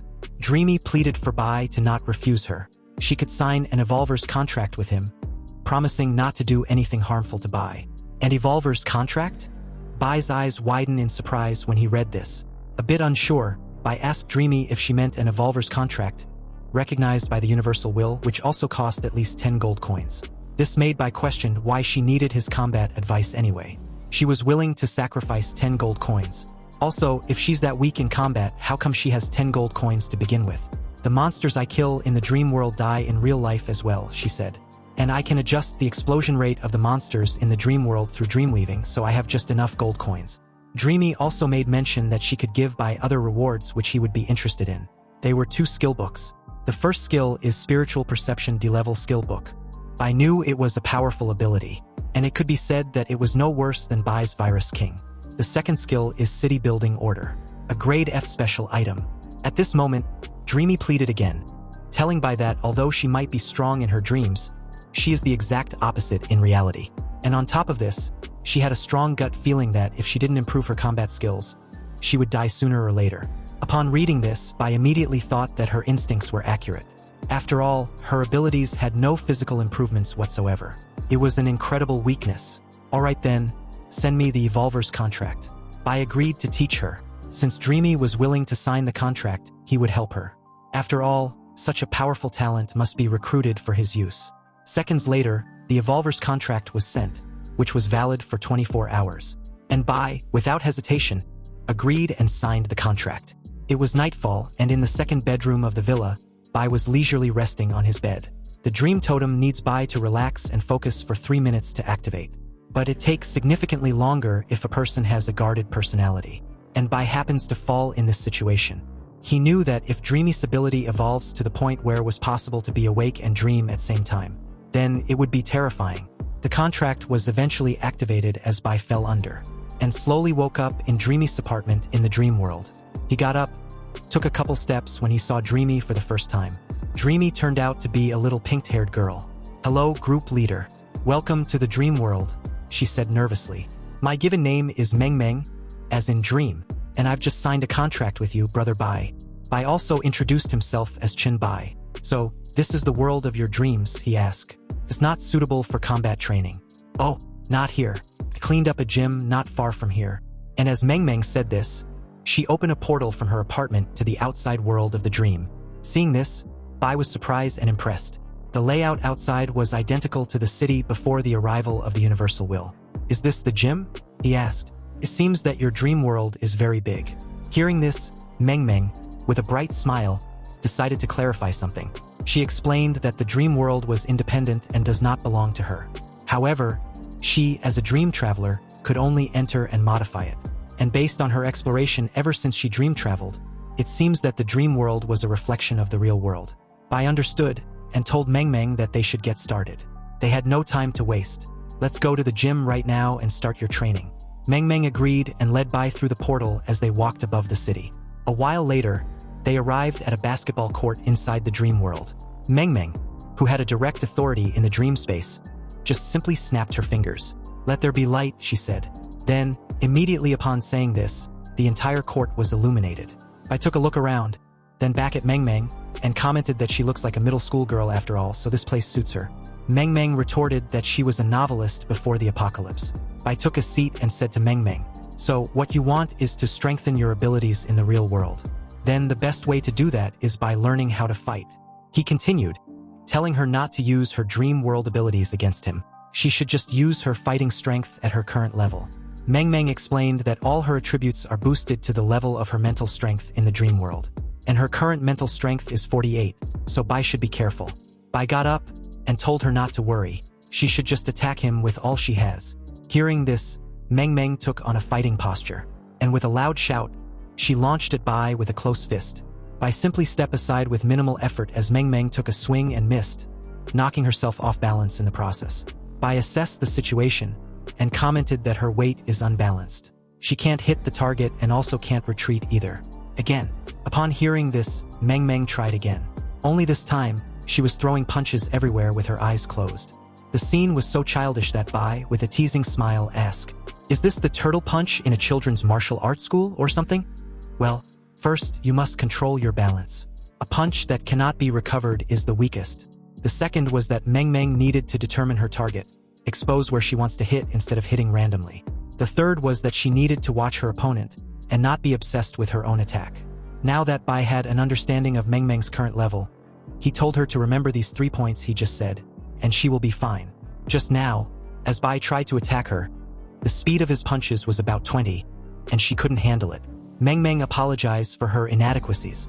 Hearing this, Bai told her that there was no need to apologize. She should just work hard in training.